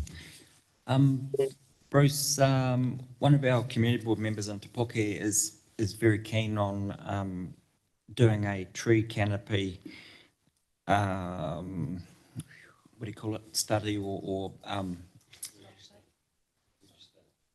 just to actually establish what the current tree canopy is in Te Puke in terms of percentage of the land. And I'm just wondering if you want to comment on the idea of a tree canopy register versus straight native vegetation cover or you know, the percentage basis that your study works on. Yeah, well, the thing about tree canopy is that it's beneficial, particularly in relation to buffering, in relation to heating of sites. And there is actually an official a method that is used across all New Zealand cities, or most New Zealand cities, which actually does do calculations and estimates of tree cover. And that is one of the criteria that is used to assess, you know, how well a city is doing in terms of looking after the environment. Not just the native plants, but the tree canopy itself. And there are a couple of ways that they do that. Largely, it's to do with aerial imagery, satellite imagery, aerial imagery, and making an assessment for, you know, what is the actual canopy cover proportion. The other reason it's so important these days, particularly with the new national policy statement on urban design, is that as infill housing has been progressing and intensification of urban development has been occurring across a number of New Zealand cities, there has been a radical and significant loss of tree cover, which then has implications for the heating of the city. So having that sort of information is critical because, again, you need to be using that information to make up for the difference. You know, how are you reversing the degradation and decline that is ongoing in the system? And I think this is often forgotten. You know, we to some extent, all of us who are doing restoration and reconstruction are playing constant catch up. And the reason that we need to do it is we actually still need to be getting ahead of the game, not just being reactive. And the sort of data you're talking about is critical in that sort of planning that is required in towns and cities across New Zealand. Last question, Member Clements. Sorry, sorry. So in terms of the tree canopy study versus the actual numerical factor or index that you guys use for your calculation, there is a distinction between the two. Yeah. And yes. Maybe both should be considered. Yeah, well, that's important from a broader environmental view, the assessment of tree cover, but from protection and retention on the landscape of Indigenous species, the 10% has to be dominated, at least dominated by Indigenous species. Otherwise, you do not get the building of interdependencies between the native plants and the native animals and the retention of the community assemblage of native species that you would expect and hope to be persisting in the longer term. Thank you. Definitely last question, Member Clements. Bruce, thank you very much. The focus has tended to be on cities, but in fact, Western Bay tends to be a rural environment, which is therefore, so can you just apply the concept to the river valleys that are part of the Western Bay rather than just purely cities, and what would be some of the indices be for, you talk of 10%, but for Western Bay, what would that index be? What would you measure? Well, first of all, I would say that ecologists don't just look at administrative boundaries. They're not particularly concerned with the administrative boundary between, for example, Western Bay of Plenty and Tauranga City and whatever. For a system to work, the only approach that will work is a bioregional approach, because actually ecosystems do not recognize your administrative boundaries. Species do not recognize your administrative boundaries. And if you want to maintain them on a landscape, you need coordinated and integrated planning at a landscape scale, which in many cases will involve you collaborating or interacting with your adjoining council. And so first up, I would say, step back and think about the ecological system, the landscape, as part of the planning process. And yes, we know you have administrative boundaries, but whatever you do, make sure you do not use those as some form of impediment to coming up with the appropriate answer. And so all of the principles I've outlined are built into the National Policy Statement, and the 10% figure applies also to the peri-urban zone. And my recollection of your region, I should say the district council's administrative boundary, is a good proportion of it would qualify as peri-urban. So the same principles apply, and all of the ecological principles of reconnecting, building networks and corridors and building a more integrated landscape, which doesn't just try to cause continuing decline and loss of Indigenous asset, is the way to go. And in the case of Western Bay of Plenty, I know from my past work that you have a network of significant natural areas, many of them including ecological corridors, which originate on the Kaimai Range, and in many cases come right down to almost to the coast, and in some cases do. And these are the places in the plan that Louise referred to, the connectivity plan, which are so relevant for the bigger picture for what you need to be doing in the Western Bay. Sorry to be being so directive, but I will claim some affiliation with you through my, I'm the patron of Angateti Forest Trust. I know your landscapes extremely well, and I've actually worked in your landscapes for a very long time. And I think the sorts of things that Louise outlined, and particularly the connectivity approach, is the critical aspect of what you can be doing in the Western Bay of Plenty. Thank you so much, Mr. Clarkson. I'm sorry we can't invite you to have a cup of coffee or tea with us, but maybe next time. So yeah, well, maybe next time. Thank you very much for the opportunity, and I hope to see you all again sometime in the future. Thank you. And to Jody and your team, thank you for the presentations this morning.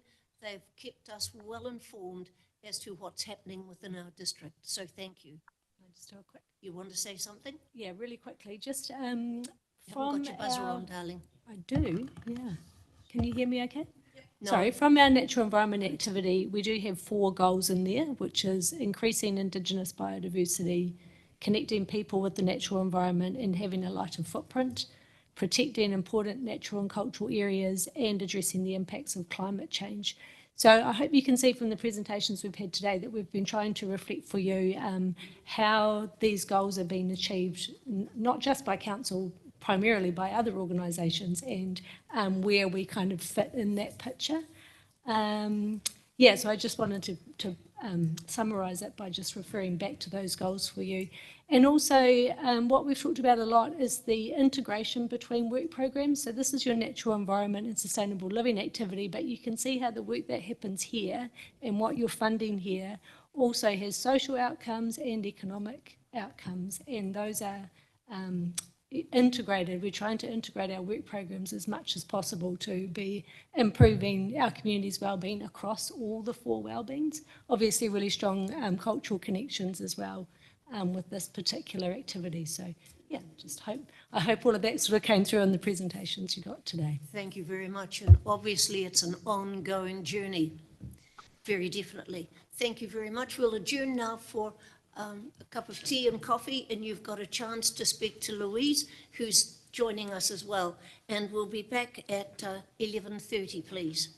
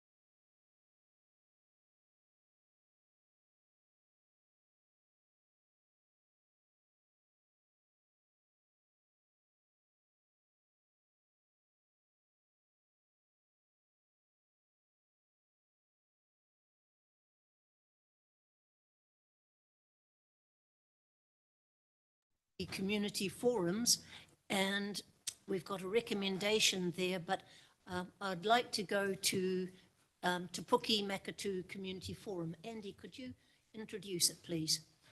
Yep, so special thanks to Grant, our fantastic secretary, who does an amazing job of capturing the information for the night.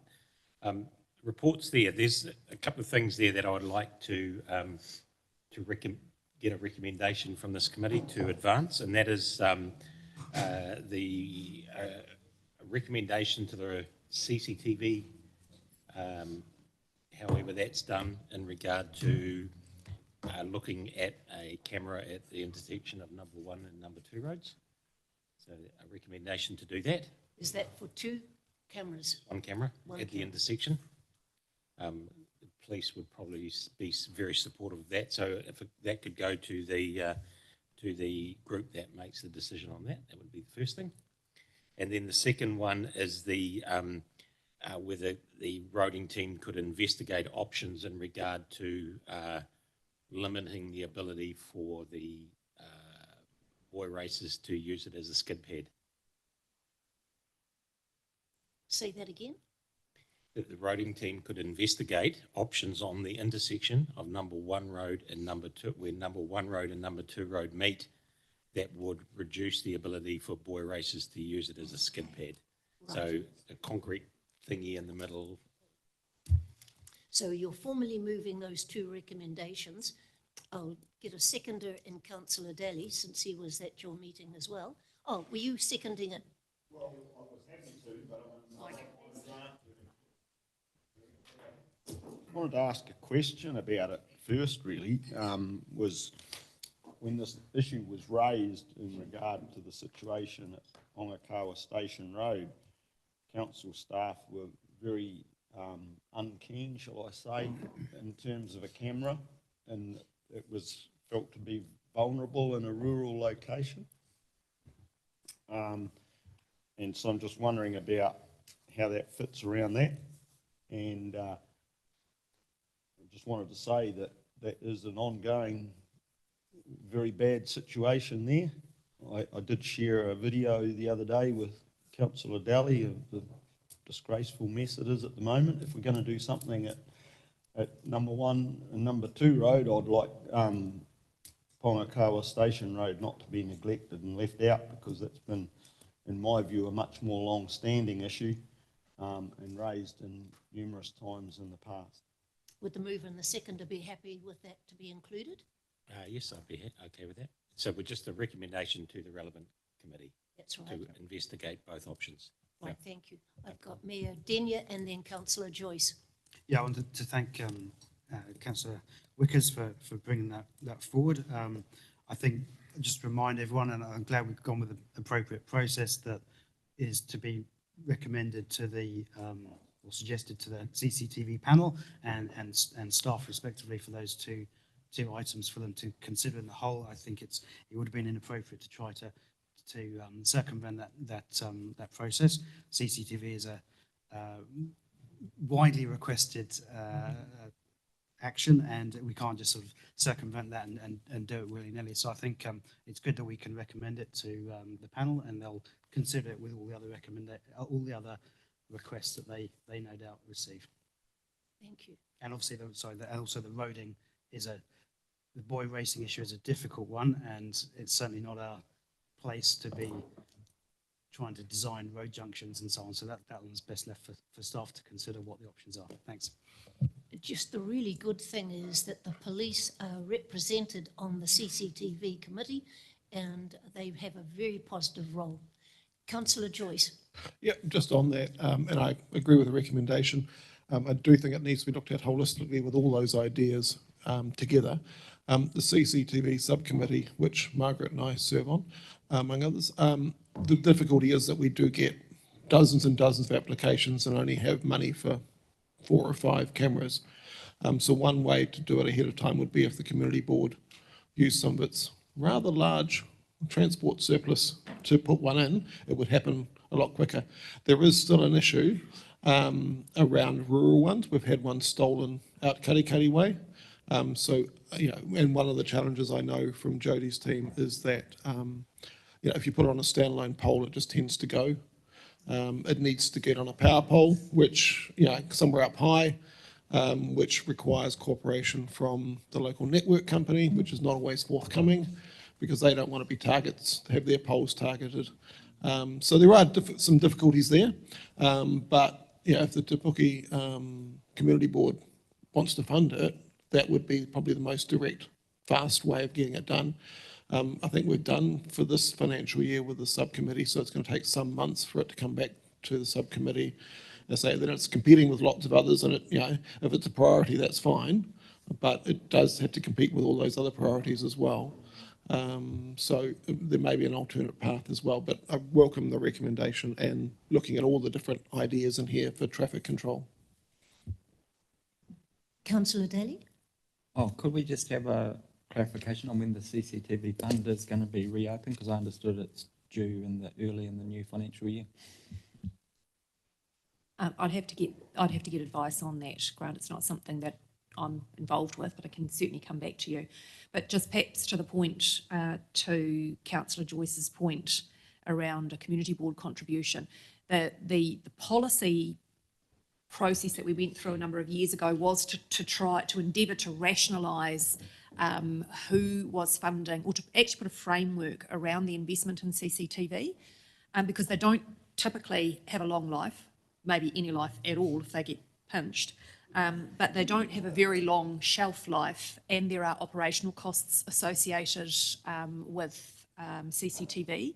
So if there was a decision made by the Te Puke Community Board in this case to fund the capital investment for a CCTV, it would have to be, there'd have to be a commensurate response within council to fund the OPEX, and then the question becomes one of renewals as well. So I think that I would perhaps suggest, rather than this committee resolving it today, that could be in the mix for the CCTV panel, and for conversations to occur at the Te Puke Community Board. But I think that needs to involve Kerry Little's team from a strategic property perspective. Have you finished your questions, Councillor Daly?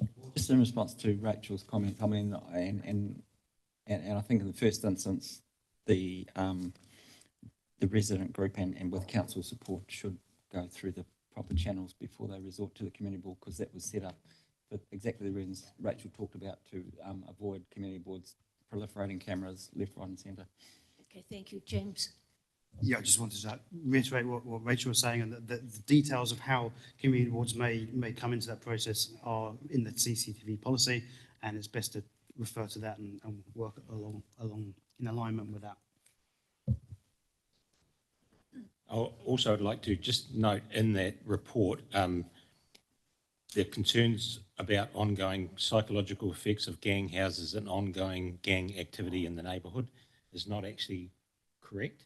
It was historical gang activity. It's no longer there, but there's still that residual angst in the community about what actually happened at that time. So if that report could be changed to reflect that. Thank you. It's worth noting that in the paper within the last couple of days, there has been a serious court decision that any action appropriate should be taken for those properties that have not had sewerage connected out at Makatu. And so there is serious police work being done. And I think something that really is of concern to the local community as well. So, but I think, if I may comment, that CCTV committee is really guided by staff and police. And I think the boy races are just as big a problem as the gangs are. If you've got 400, and we have young boy racers kicking up Bobsy Die in the rural community, something has to happen, and it's just not good enough. So I think this one is a recommendation, but if need be, we should actually get the district commander to come and talk to us as to what they see as being the issues that they can actually do to stop these boy races. And because they're so antisocial and they're starting to get a bit dangerous as well. So Councillor Gowdy, Member Gowdy, have you got a solution? Mike, please, Ross, for your solution. Councillor Saul may correct me, but I think when we got our cameras now about 5 years ago, and they haven't disappeared, Community Board paid half it for the cameras. But as staff have said, that means the OPEX has to go to council. And if you want a camera now, I think the community has to think about how to be funded in the short term or the long term. You've got a problem if cameras can be installed and it is on a concrete pole, not a flexible pole, perhaps it'll survive. Right. Well, anyway, I'll put those two, that recommendation, well, you've got 2 or 3, haven't you? 2. I'll put, Councillor Daly, we haven't finished the report. I'm only putting the recommendations. We'll come to that. I'll put the motion. Those in favour say aye. Against, carried. Further report? Well, I guess it comes down to the next, few paragraphs down, the recommended action regarding Pukahina issues. And at our last community committee, the same issue was asked, and I made a recommendation at the time about the speed indication devices, and the official response in the minutes was that that would be the request to install the speed indication device at Number 1 Road, Paengaroa, and Pukahina was referred to the June Projects and Monitoring Committee, but that actually never showed up in the June Projects and Monitoring Committee, so I'm just wondering how that slipped through the cracks. So can you tell us what the recommendation was that should have gone forward? Well, it's listed in the minutes of the previous community committee. To do with speed reviews, is it? The speed indicator was 6:13, so when your speed should look pitch to sign. Right. Madam Chair, if I may, so I recall that that issue arose at the last meeting. Ashley came and spoke to that particular issue, and in his view, and he was going to get it confirmed, we don't own that mobile trailer, so it's not the mobile trailer with the speed indicator on the back of it. So that was the response that he gave at the time. Yeah, well, I think there was a bit of confusion because it's not a speed indication mobile trailer. It's a fixed pole and device that sits in a hole in the ground. And I did confirm with Callum as recently as the meeting where we had the community boards in here talking about the long-term plan presentation. And Callum advised me that the camera that had been sitting in Te Puke since before Christmas had been picked up only that week and brought back to here for refurbishment, and it would be redeployed once that had occurred. So there seems to be a bit of miscommunication somewhere along the line, and it'd be nice to get clarification on that. But what I got from Callum is that, yes, it was Western Bay's camera because we were going through the process of refurbishing it. Right. So in that regard, my recommendation through you, Madam Chair, is that that's a service request rather than something that needs to come back to a performance and monitoring committee agenda. Well, the recommendation was that we create 3 new locations for the device. That the community have requested some action on trying to control the speeds in those areas. Again, I still believe it is a service request that deserves a technical response other than direct conversations with staff, so that it's got a mechanism to formally close the loop. I think that sounds sensible, and you should ask for a timeline as to when you could receive the result so that it doesn't get lost. and report it to the next committee, actually, councillor Daly.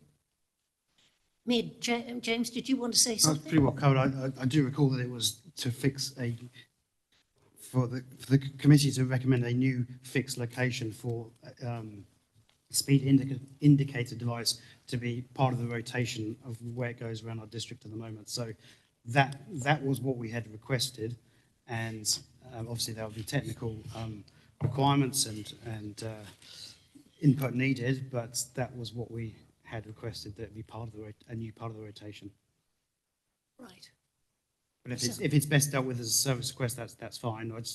I would be nervous about it just sort of falling into it. Well, it's a no and forget about it. That's not a good solution in my view. Thank you. Well, the service request will actually make sure it survives. Right, you've finished then? So we move on to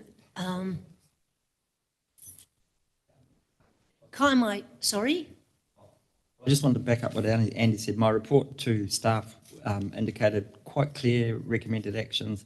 There was a little bit of a lost in translation, but our request about the CCTV camera was in fact that it be referred to the CCTV committee, but in the agenda it appears that we're asking for a camera to be installed with no caveats. But so anyway, anyway, that's all. Thanks, Councillor Daly. Councillor Wickers, thank you for the work you do. I think you've got your community actually interested in what you're doing, so well done. And I now move to the Kaimai Community Forum, and convener Thwaites isn't here, nor is, and Tracy Coxhead has had to go home, she's just not well. And so I was at the meeting, as was Councillor Wickers, and were you there as well, Councillor Scrimgeour?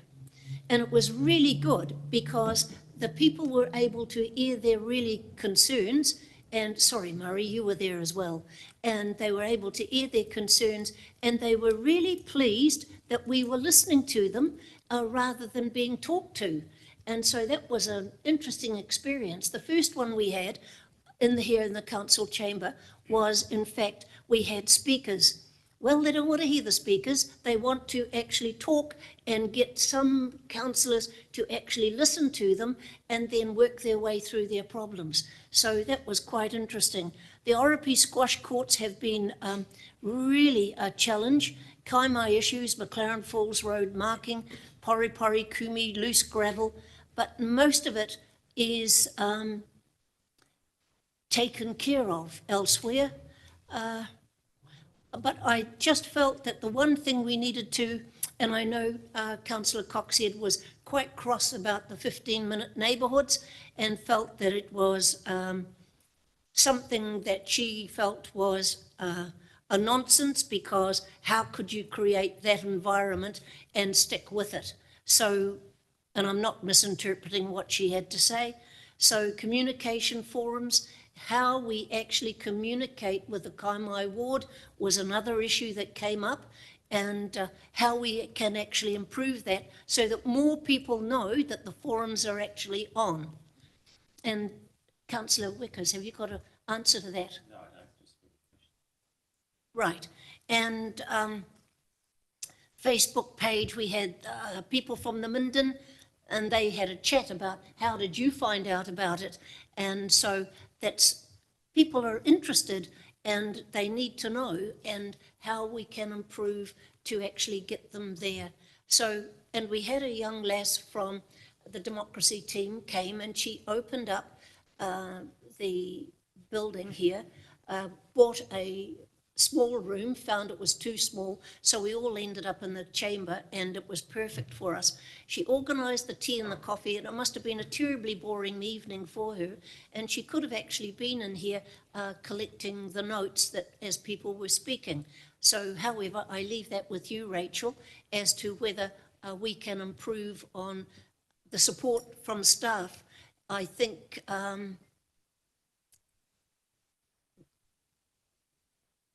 communications and the support for the conveners.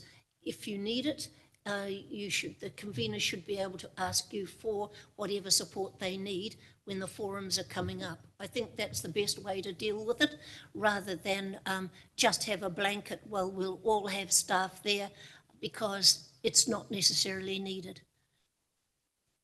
Anybody who disagree? So that's Kaimai Ward, and now I move to Katikati Waihi Beach. We've got, yes, Councillor Wickers. This is on the communication thing, is because it also came up at our forum that council has a large database of information in regard to people in the district, but there's the privacy issue that makes it difficult to actually utilise that. So is there a way that, so obviously if the people whose information it is give permission for it to be used, then it can be, I would assume that to be the case?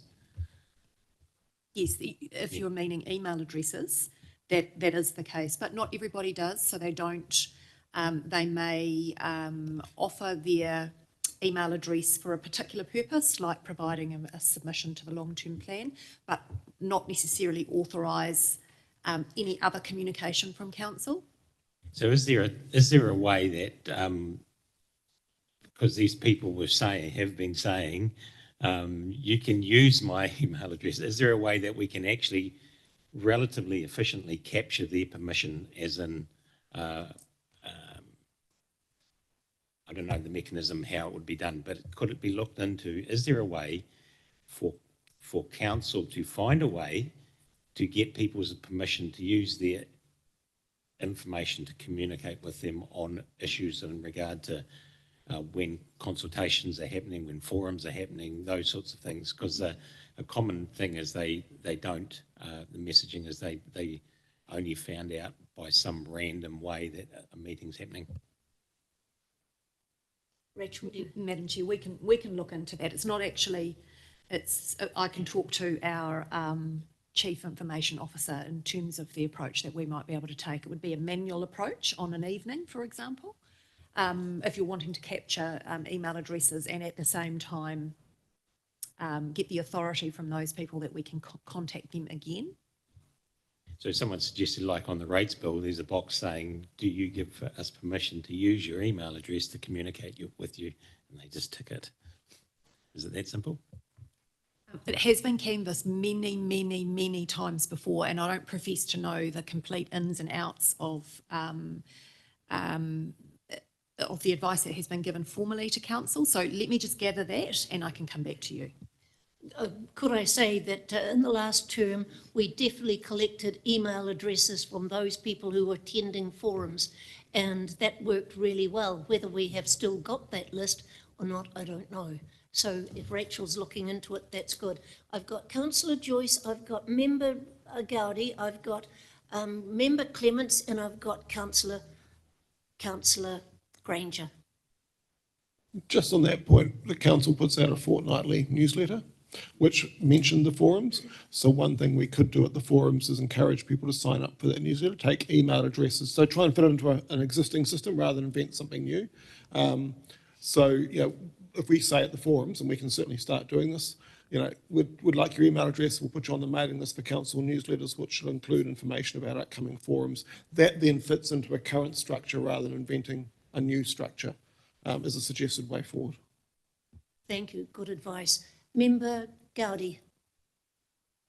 How it's been done at the northern end is that you put your notices on the local Facebook pages. It works wonders. You don't need any permissions and what have you. People that are interested in their local community and what's happening in there tend to be very active and look at the Facebook page, and we've got 4 in Waihi Beach, and if you put it on all 4, you're guaranteed to get everyone that's interested. I'm sorry, but they don't look at council websites or even look at the email they may or may not get, but they do use Facebook. Thank you, Ross. Good Thank you. advice. Member Clements. Madam Chair, just Rodney's comments, and most websites that offer they will have, do you want the newsletter? Do you want this information? Do you want that? So they're actually giving you permission. So I'd build on Rodney's suggestion that it goes out and then people just tick what they want to use, because it's a common digital process today. Thank you. Councillor Granger. While those things are true, it's also a hiding to nowhere. There are so many permutations of combinations about what council may wish to communicate with various people on, that to cover all the tick boxes is a pretty daunting task. And no matter what you do, somebody will say, oh, I didn't want an email about that. So yeah, it's not a win-win, it's a lose-lose. Thank you very much. So is there anything else you'd like to add, Katikati Waihi Beach Community Forum? Yes, there is, Madam Chair. Yes. The other ones have quite a good representation of councillors who were attending. That one was very poor, according to the list here. But Councillor Daly was there, Councillor Thwaites was there, I was there. Yes. So some consistency in the lists would be useful. Right. They obviously didn't have anybody taking the minutes there. Oh, you were doing that? I took notes, but I'm sorry, but I don't see it as an elected member's job to take notes. We're supposed to take part in the meeting. And going back to your previous point, I mean, when these forums started this term, we had too many council staff there. We had like half a dozen sometimes. And to have one would be extremely helpful to record and ensure. I don't know if you wanted to talk more widely about the Katikati Waihi Beach Forum. I take Councillor Granger's point that we need, if we could add Thwaites, Granger and Daly to that. I don't think we've missed anybody else. We did, member Gowdy was there. John, I think you were away that night, weren't you? Yeah, so we had an apology from John. We certainly had a good crowd, 200 plus. The other correction on there is that the mayor will send an email to the Minister of Transport, not the council. Just a small point, but the mayor didn't, that removes the requirement for the mayor to get clearance from the council or to check with councillors. It was actually a mayoral letter to the Minister of Transport. I haven't in those notes covered off again State Highway 2 and water fluoridation because they've been well canvassed around the council table. The interesting thing about the State Highway 2 centre medians was, and we've already seen this in the chamber, it started with one road. Now it's pretty much every road is up in arms about this. I do think there's more to come on this. I think in one of James's comments in the media talked of compromise, and I think that would be much welcomed by the people living up those roads. Water fluoridation, we explained again that we have, this is being imposed from above like so many things, and we had a good robust discussion on that. On the service requests, all those have been lodged. I have seen a response on the bridge in which people have raised a safety concern, and I have a response here from the staff member concerned saying, this is what they sent out to the people, that I'm sorry for your near negative experience for slippery surface in this area. Council takes user safety seriously, and the opportunity to add a mechanism that is perceived to be more anti-slip in adverse conditions, like plastic or wire netting, is more likely to be taken in parts of the country experiencing extended periods of frost conditions. In this case, it was assessed that the benefits of doing so are far outweighed by the costs and ongoing need for maintenance of any added feature. It was also considered to be a detraction from the riding experience for cyclists. Expecting a dose of personal responsibility by walkers was in this case considered more reasonable. I was very surprised by that response, considering it is a safety issue. And I would like that to be reviewed higher up, please, because there was netting on the bridge before, there was a need, and it was there for many years, and now we're being told it would detract from the riding experience for cyclists as one of the reasons, not the only reason, why we shouldn't do it. So can we please have that moved to a higher level of management to look at that service request? Could you just clarify exactly what you want? Which bridge? It's so when they did the walkway around the Urutara, concreted it, as you may remember, the bridge was too narrow, so it was widened, and the new bridge across the wetlands at the bottom of the hill the netting was not replaced. I think the idea was that it was going to be Leverley Reserve, just down from your place, yep. And the, interestingly, I gather it was widened for wheelchair access, but actually immediately after the bridge is a hill which does not meet wheelchair requirements, as does another part of that track. But let's not go there, that's under the water, shall we say, under the bridge. But I am concerned that, yeah, we've acknowledged that this is a safety issue, but we don't want to fix it. So I would ask that we can have another look at it. Rodney, what's the service request number? I don't know if it's give me a service request number. I'll forward this to you, Rachel. Yeah, thank you. That's it. Ross, Rodney? Yeah, it was mostly the medium barriers, pretty much wall-to-wall medium barriers with a good chunk of fluoridation after that. So it was a robust discussion all round. But, you know, both matters that have been well canvassed, so I don't want to go over them too much again. Mayor Denia? Just want to clarify that the letter was sent to the minister the day after the meeting, so that's done. Has it been, have you had a reply? No, not directly, no. I had it from David Spears, but not from the minister. Are you going to write again? Consider options on how best to follow that up. Right. Well, I'm travelling back from Auckland. I cannot believe the number of median cheese cutters that we have got in our area. There's nowhere else that I've been in the country where they've got cheese cutters, which I call gut cutters, down the middle of the road and on the side of the roads. And it's just such an expensive exercise, stops people getting on and off the road sensibly, and I just can't believe that it's happening. Even the Moreton Road roundabout is so large, and you wonder what the purpose of that was. So I feel as though we're being overkilled. And I don't know that we've actually had any people loss of life in around there or any serious crashes. If you're more likely to going to have them if you put people under too much pressure trying to cut corners to actually get back onto the road to get to where they want to be. So I don't know if everybody has been up there, but the area before Athenry is appalling. And it's just cheese cutter after cheese cutter for kilometres. And if that's what we've got to put up with from Katikati, poor heaven help people who want to live up there. It'll put them off, quite frankly. It's very, very bad. Never seen anything like it. And you've got more power than I have, Rachel, and with our council, it would be wonderful if we actually had another statement from our mayor highlighting the inconvenience and the inconsideration for people who want to live in the area. Mayor James, you live in the area. How does it affect you? Well, it doesn't yet, and it's my road is modestly affected. Some are worse affected, like Work Road.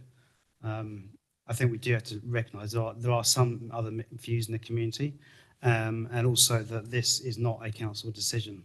This was a consultation, and it's been done by NZTA, and you know, we've expressed our dissatisfaction, and you know, there may be ways to compromise, but it is not a council project. It's not a council decision. We've expressed to the right authorities, and there is no indication so far that they're going to change their mind. But watch the space. I mean, who knows what will happen? But the minister has not been receptive to this so far. Right. It's just so that we actually fund the NZTA as taxpayers and ratepayers. And I think we're entitled to have an opinion. And so the consultation is supposed to be working with us. And so I think we should lean on the minister again. Councillor Daly.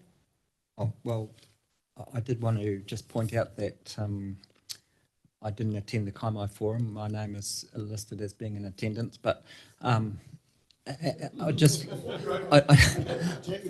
like to ask if how many people have spoken to Anne Henry before she went on holiday, because, and I'm not sure if it's appropriate to mention, maybe John might be able to advise me whether we can talk about it or not, but. We were allowed to share it, but she told us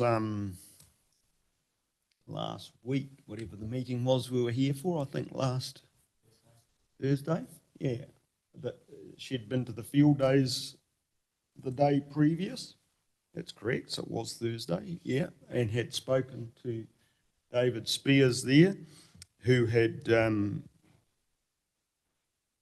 told her that the minister had instructed him to, I'm not sure what the word was, review or have another look at the wire barriers.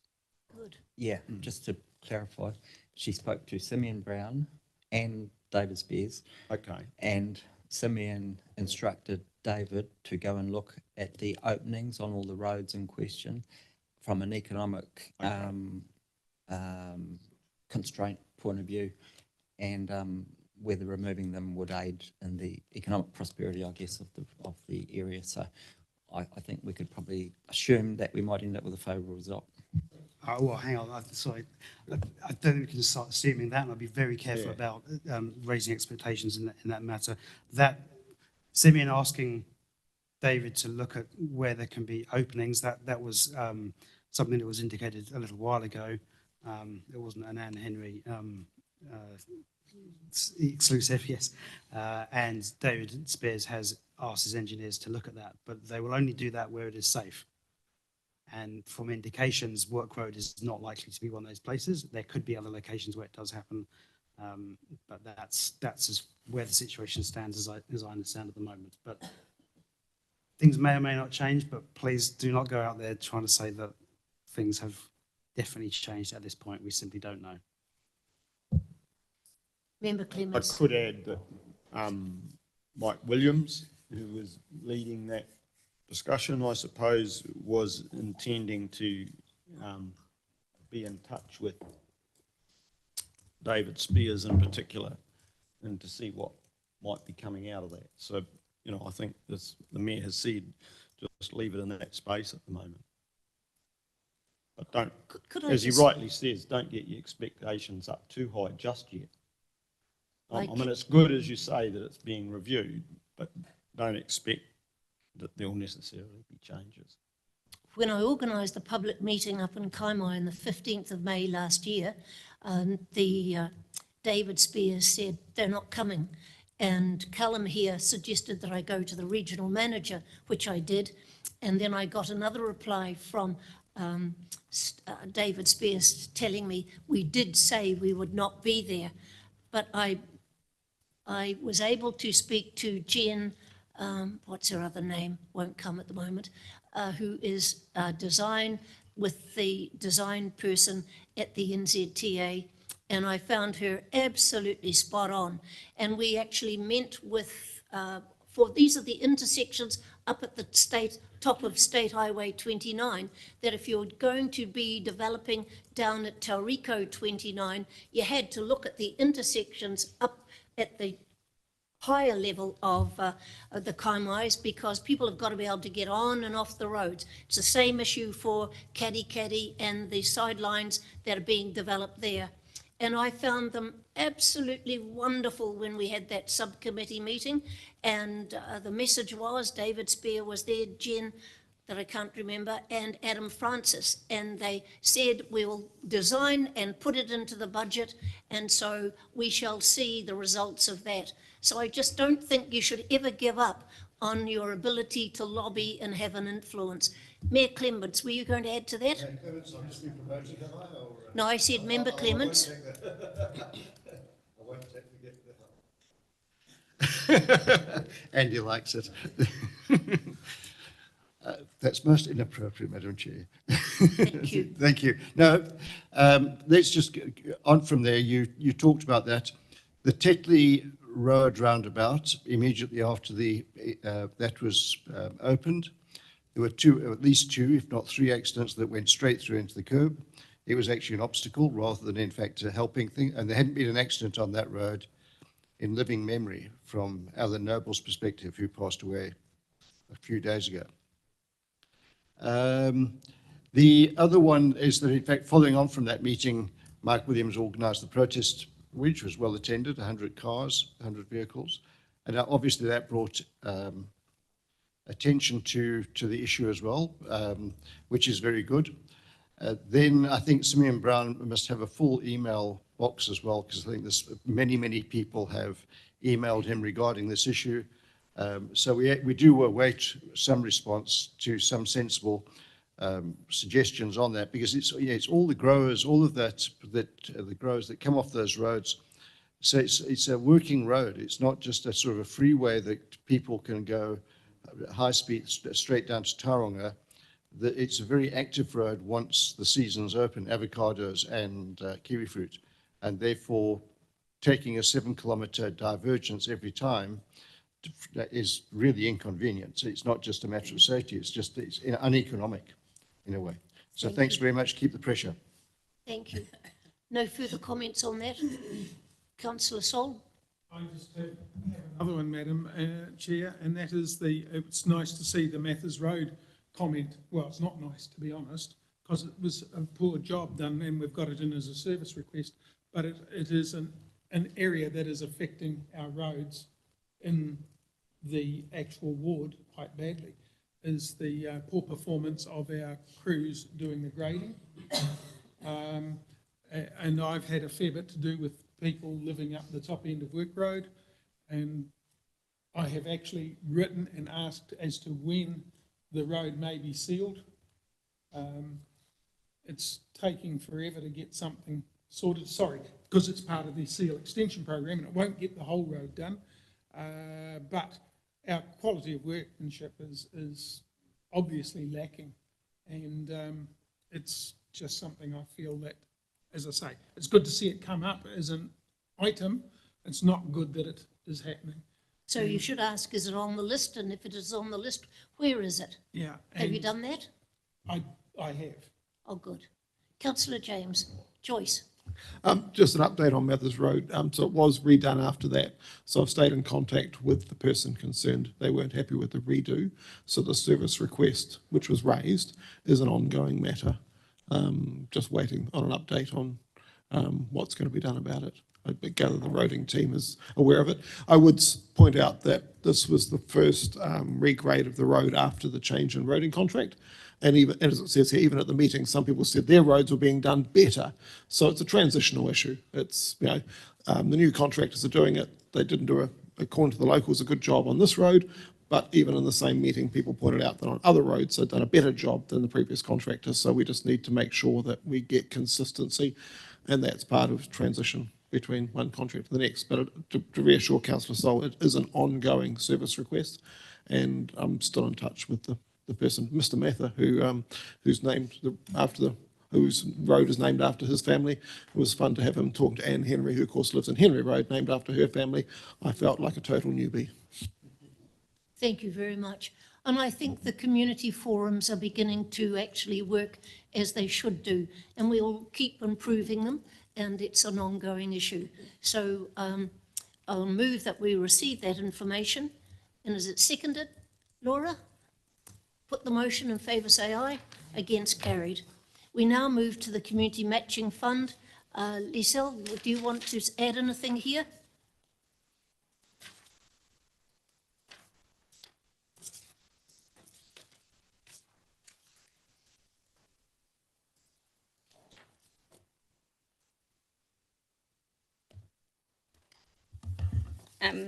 Nothing to add as such, just to, the request is just to set aside 20,000 of the 60,000 pot of environmental fund for the community match fund to a joint environmental fund, which consists of Bay Trust, TECT, Regional Council, Acorn, TCC, and then also Rotorua and Horizons Trust. So the first is whether we can set the 20,000 aside of the 60,000.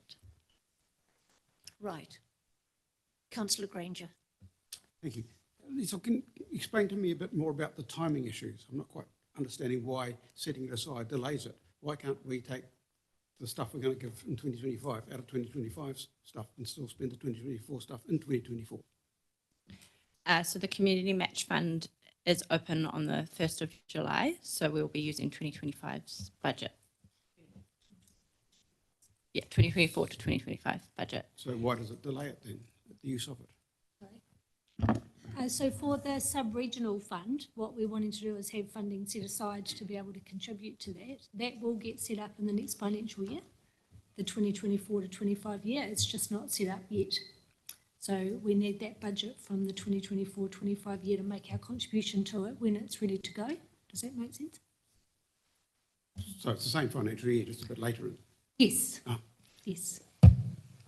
Just to clarify that, Councillor Swanshaw. are we waiting to hear from these other partners? It's not something we can advance as a council. Is that what you're saying?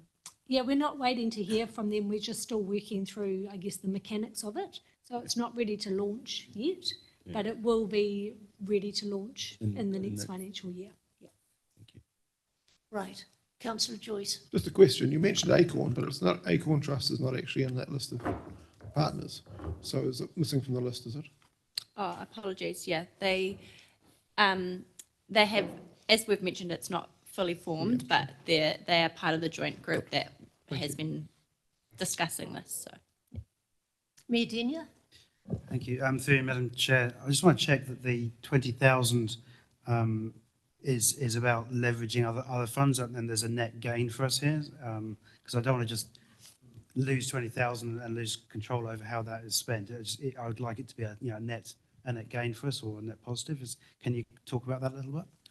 yeah, that's mostly the idea of the joint fund, is that it will be able to leverage through those other funders, and it will create easier pathways of funding for the community groups by being able to go to one fund and then leverage all of them together, all the funders together.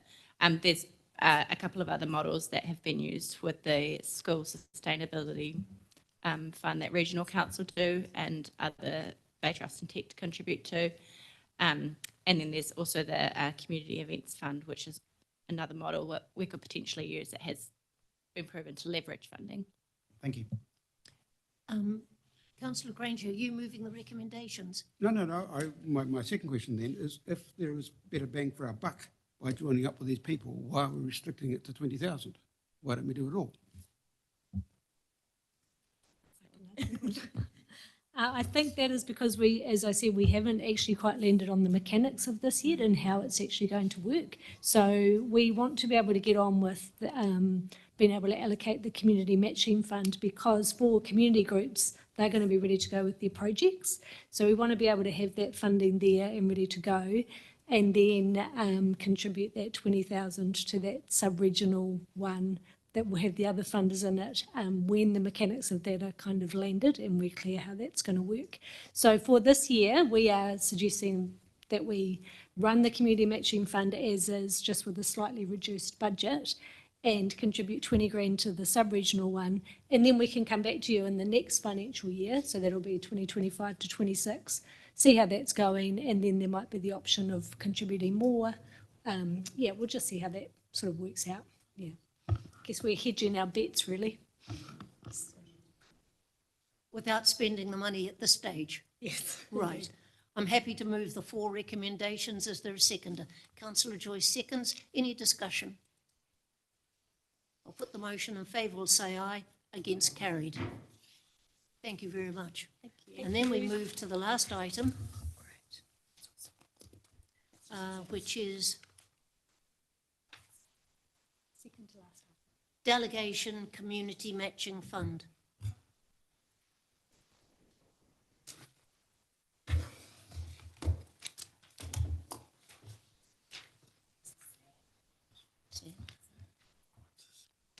Thank you, Sam. Are you presenting this report? Yeah, yes. Yes, I am presenting this report, sorry. Kia ora koutou, everyone. Delegation of decision making for the 2024 Community Matching Fund. So what this report requires is the establishment of a Community Matching Fund working party and delegation of decision making powers to the working party. Good, thank you. So you need 3 nominations. So through you, Madam Chair, I believe that you and the Deputy Chair had some recommendations that you were going to put forward. Yes, Councillor Mayor Denia.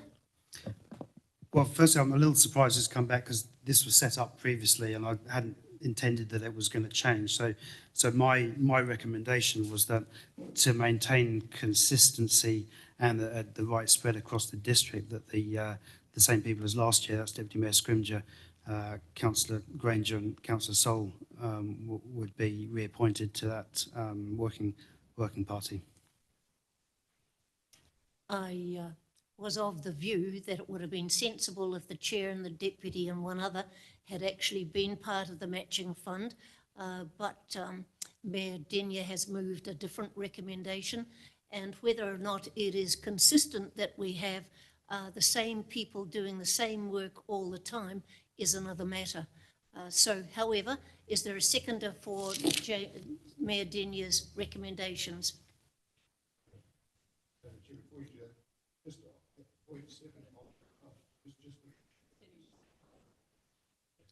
Madam Chair, just point 7 of your recommendations. It's got $60,000 there. Now, we're talking, as a result of the earlier resolution, it looks like it's meant to be $40,000. Is that correct? Just for clarity, thanks. Yes, through you, Madam Chair, that will now be the case, given what you just passed in the last recommendation. Thank you. Right.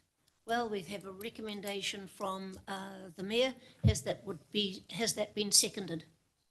Andy has seconded it. I'll put the motion in favour or say aye, against, carried. Sorry?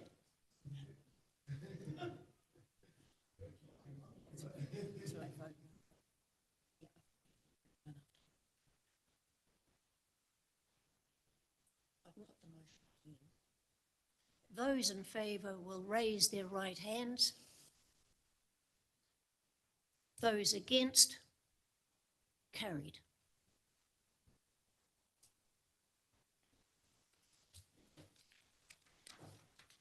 Information for receipt, Western Bay Community Awards.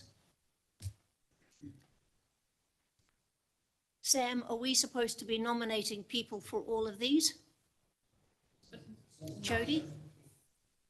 Sorry, through you, Madam Chair. I just wanted to give you a quick update. This is from the 2024 Community Awards that were held back in April this year, the winners that were announced. We thought that for this committee, it would be really nice for you to actually see who those winners were from our district. We did have a lot of nominations come from Western Bay communities for awards, and we had some winners as well, which was great. So Hodawai is just going to show you a couple of I've set out in the report who was nominated in which categories and who the finalists were. We're just going to show you a couple of videos of the actual winners from the evening, because it was just a great opportunity to showcase some of the great work that's happening within our Western Bay communities.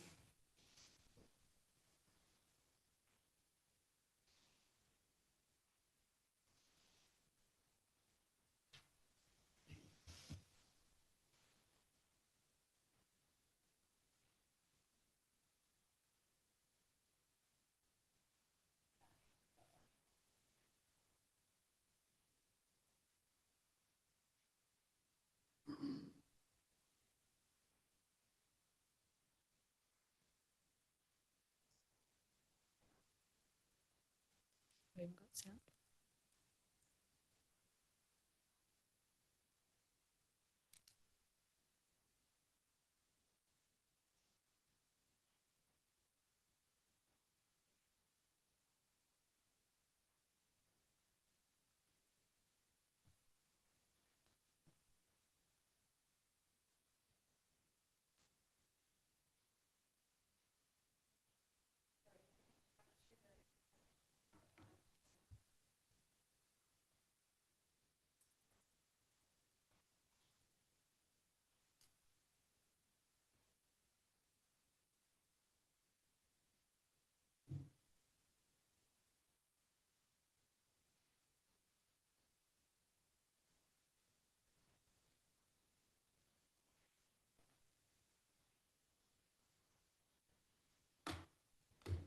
Technical things are wonderful when they're working. Mm-hmm. It is worth it when we get there.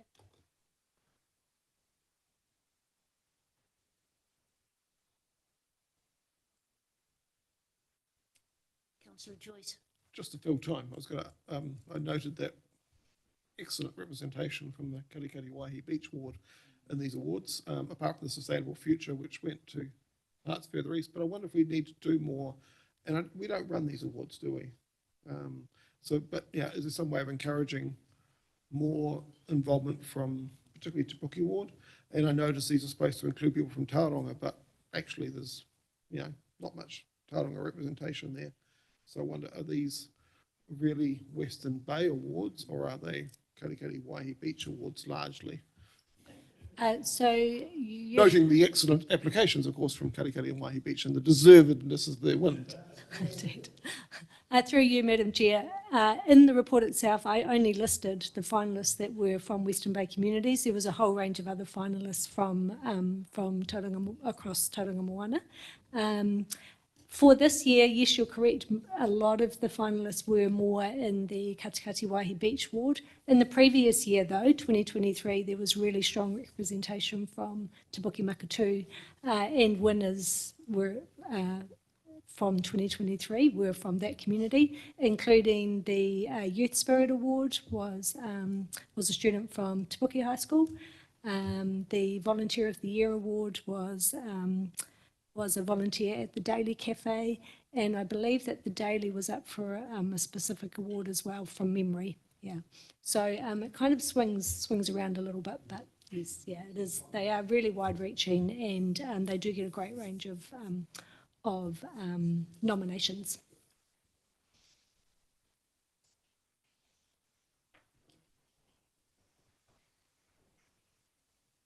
Chair, can I also ask a question while we're waiting?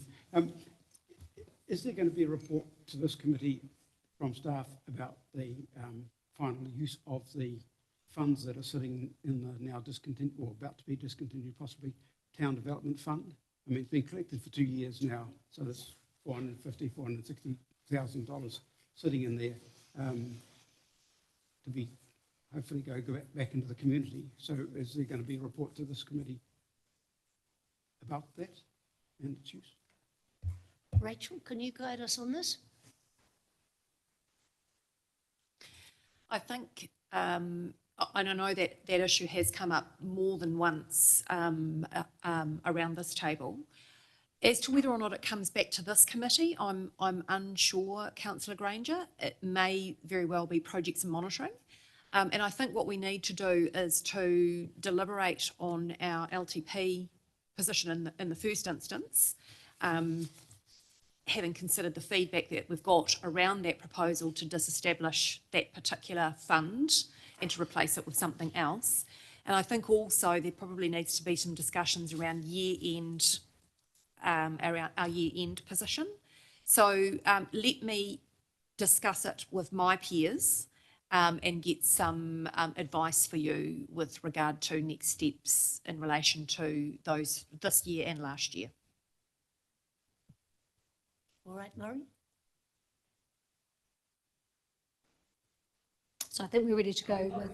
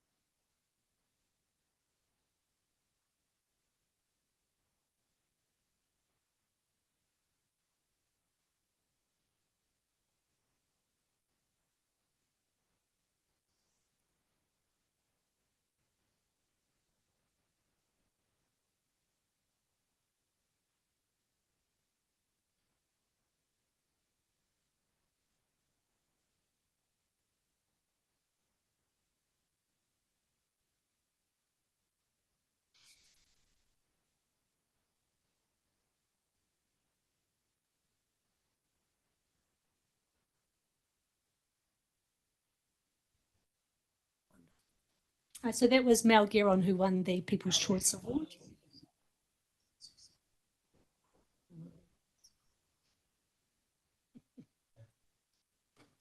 And we just have one more video, which was the winner of the Sustainable Future Award.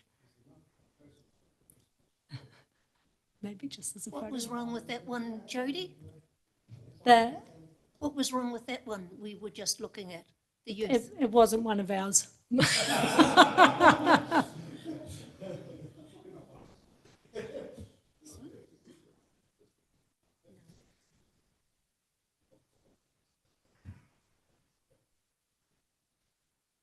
It would be nice to know what the competition was. So I think, Madam Chair, I probably don't have the time to go through the full award ceremony tonight. So if there was half a dozen categories and half a dozen people in each one, that's a lot of, that's a whole evening. Well, knowing that we've got young people in our region and we want to encourage them, sometimes there are exceptions to the rule. It was a lovely evening, and of course it would be, it was a great opportunity to celebrate everyone's juniors.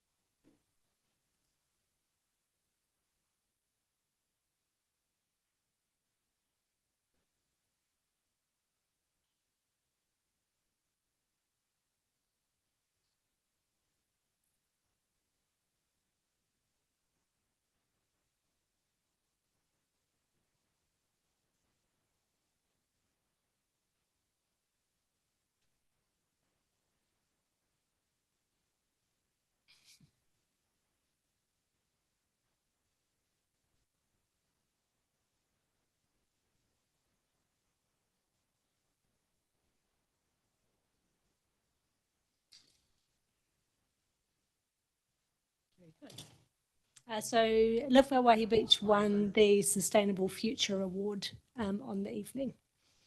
So that's all. We just wanted to showcase that for you so you can see some of the great mahi that's going on out in the district. Thank you so much, Jody. Now that brings us to the end of our meeting.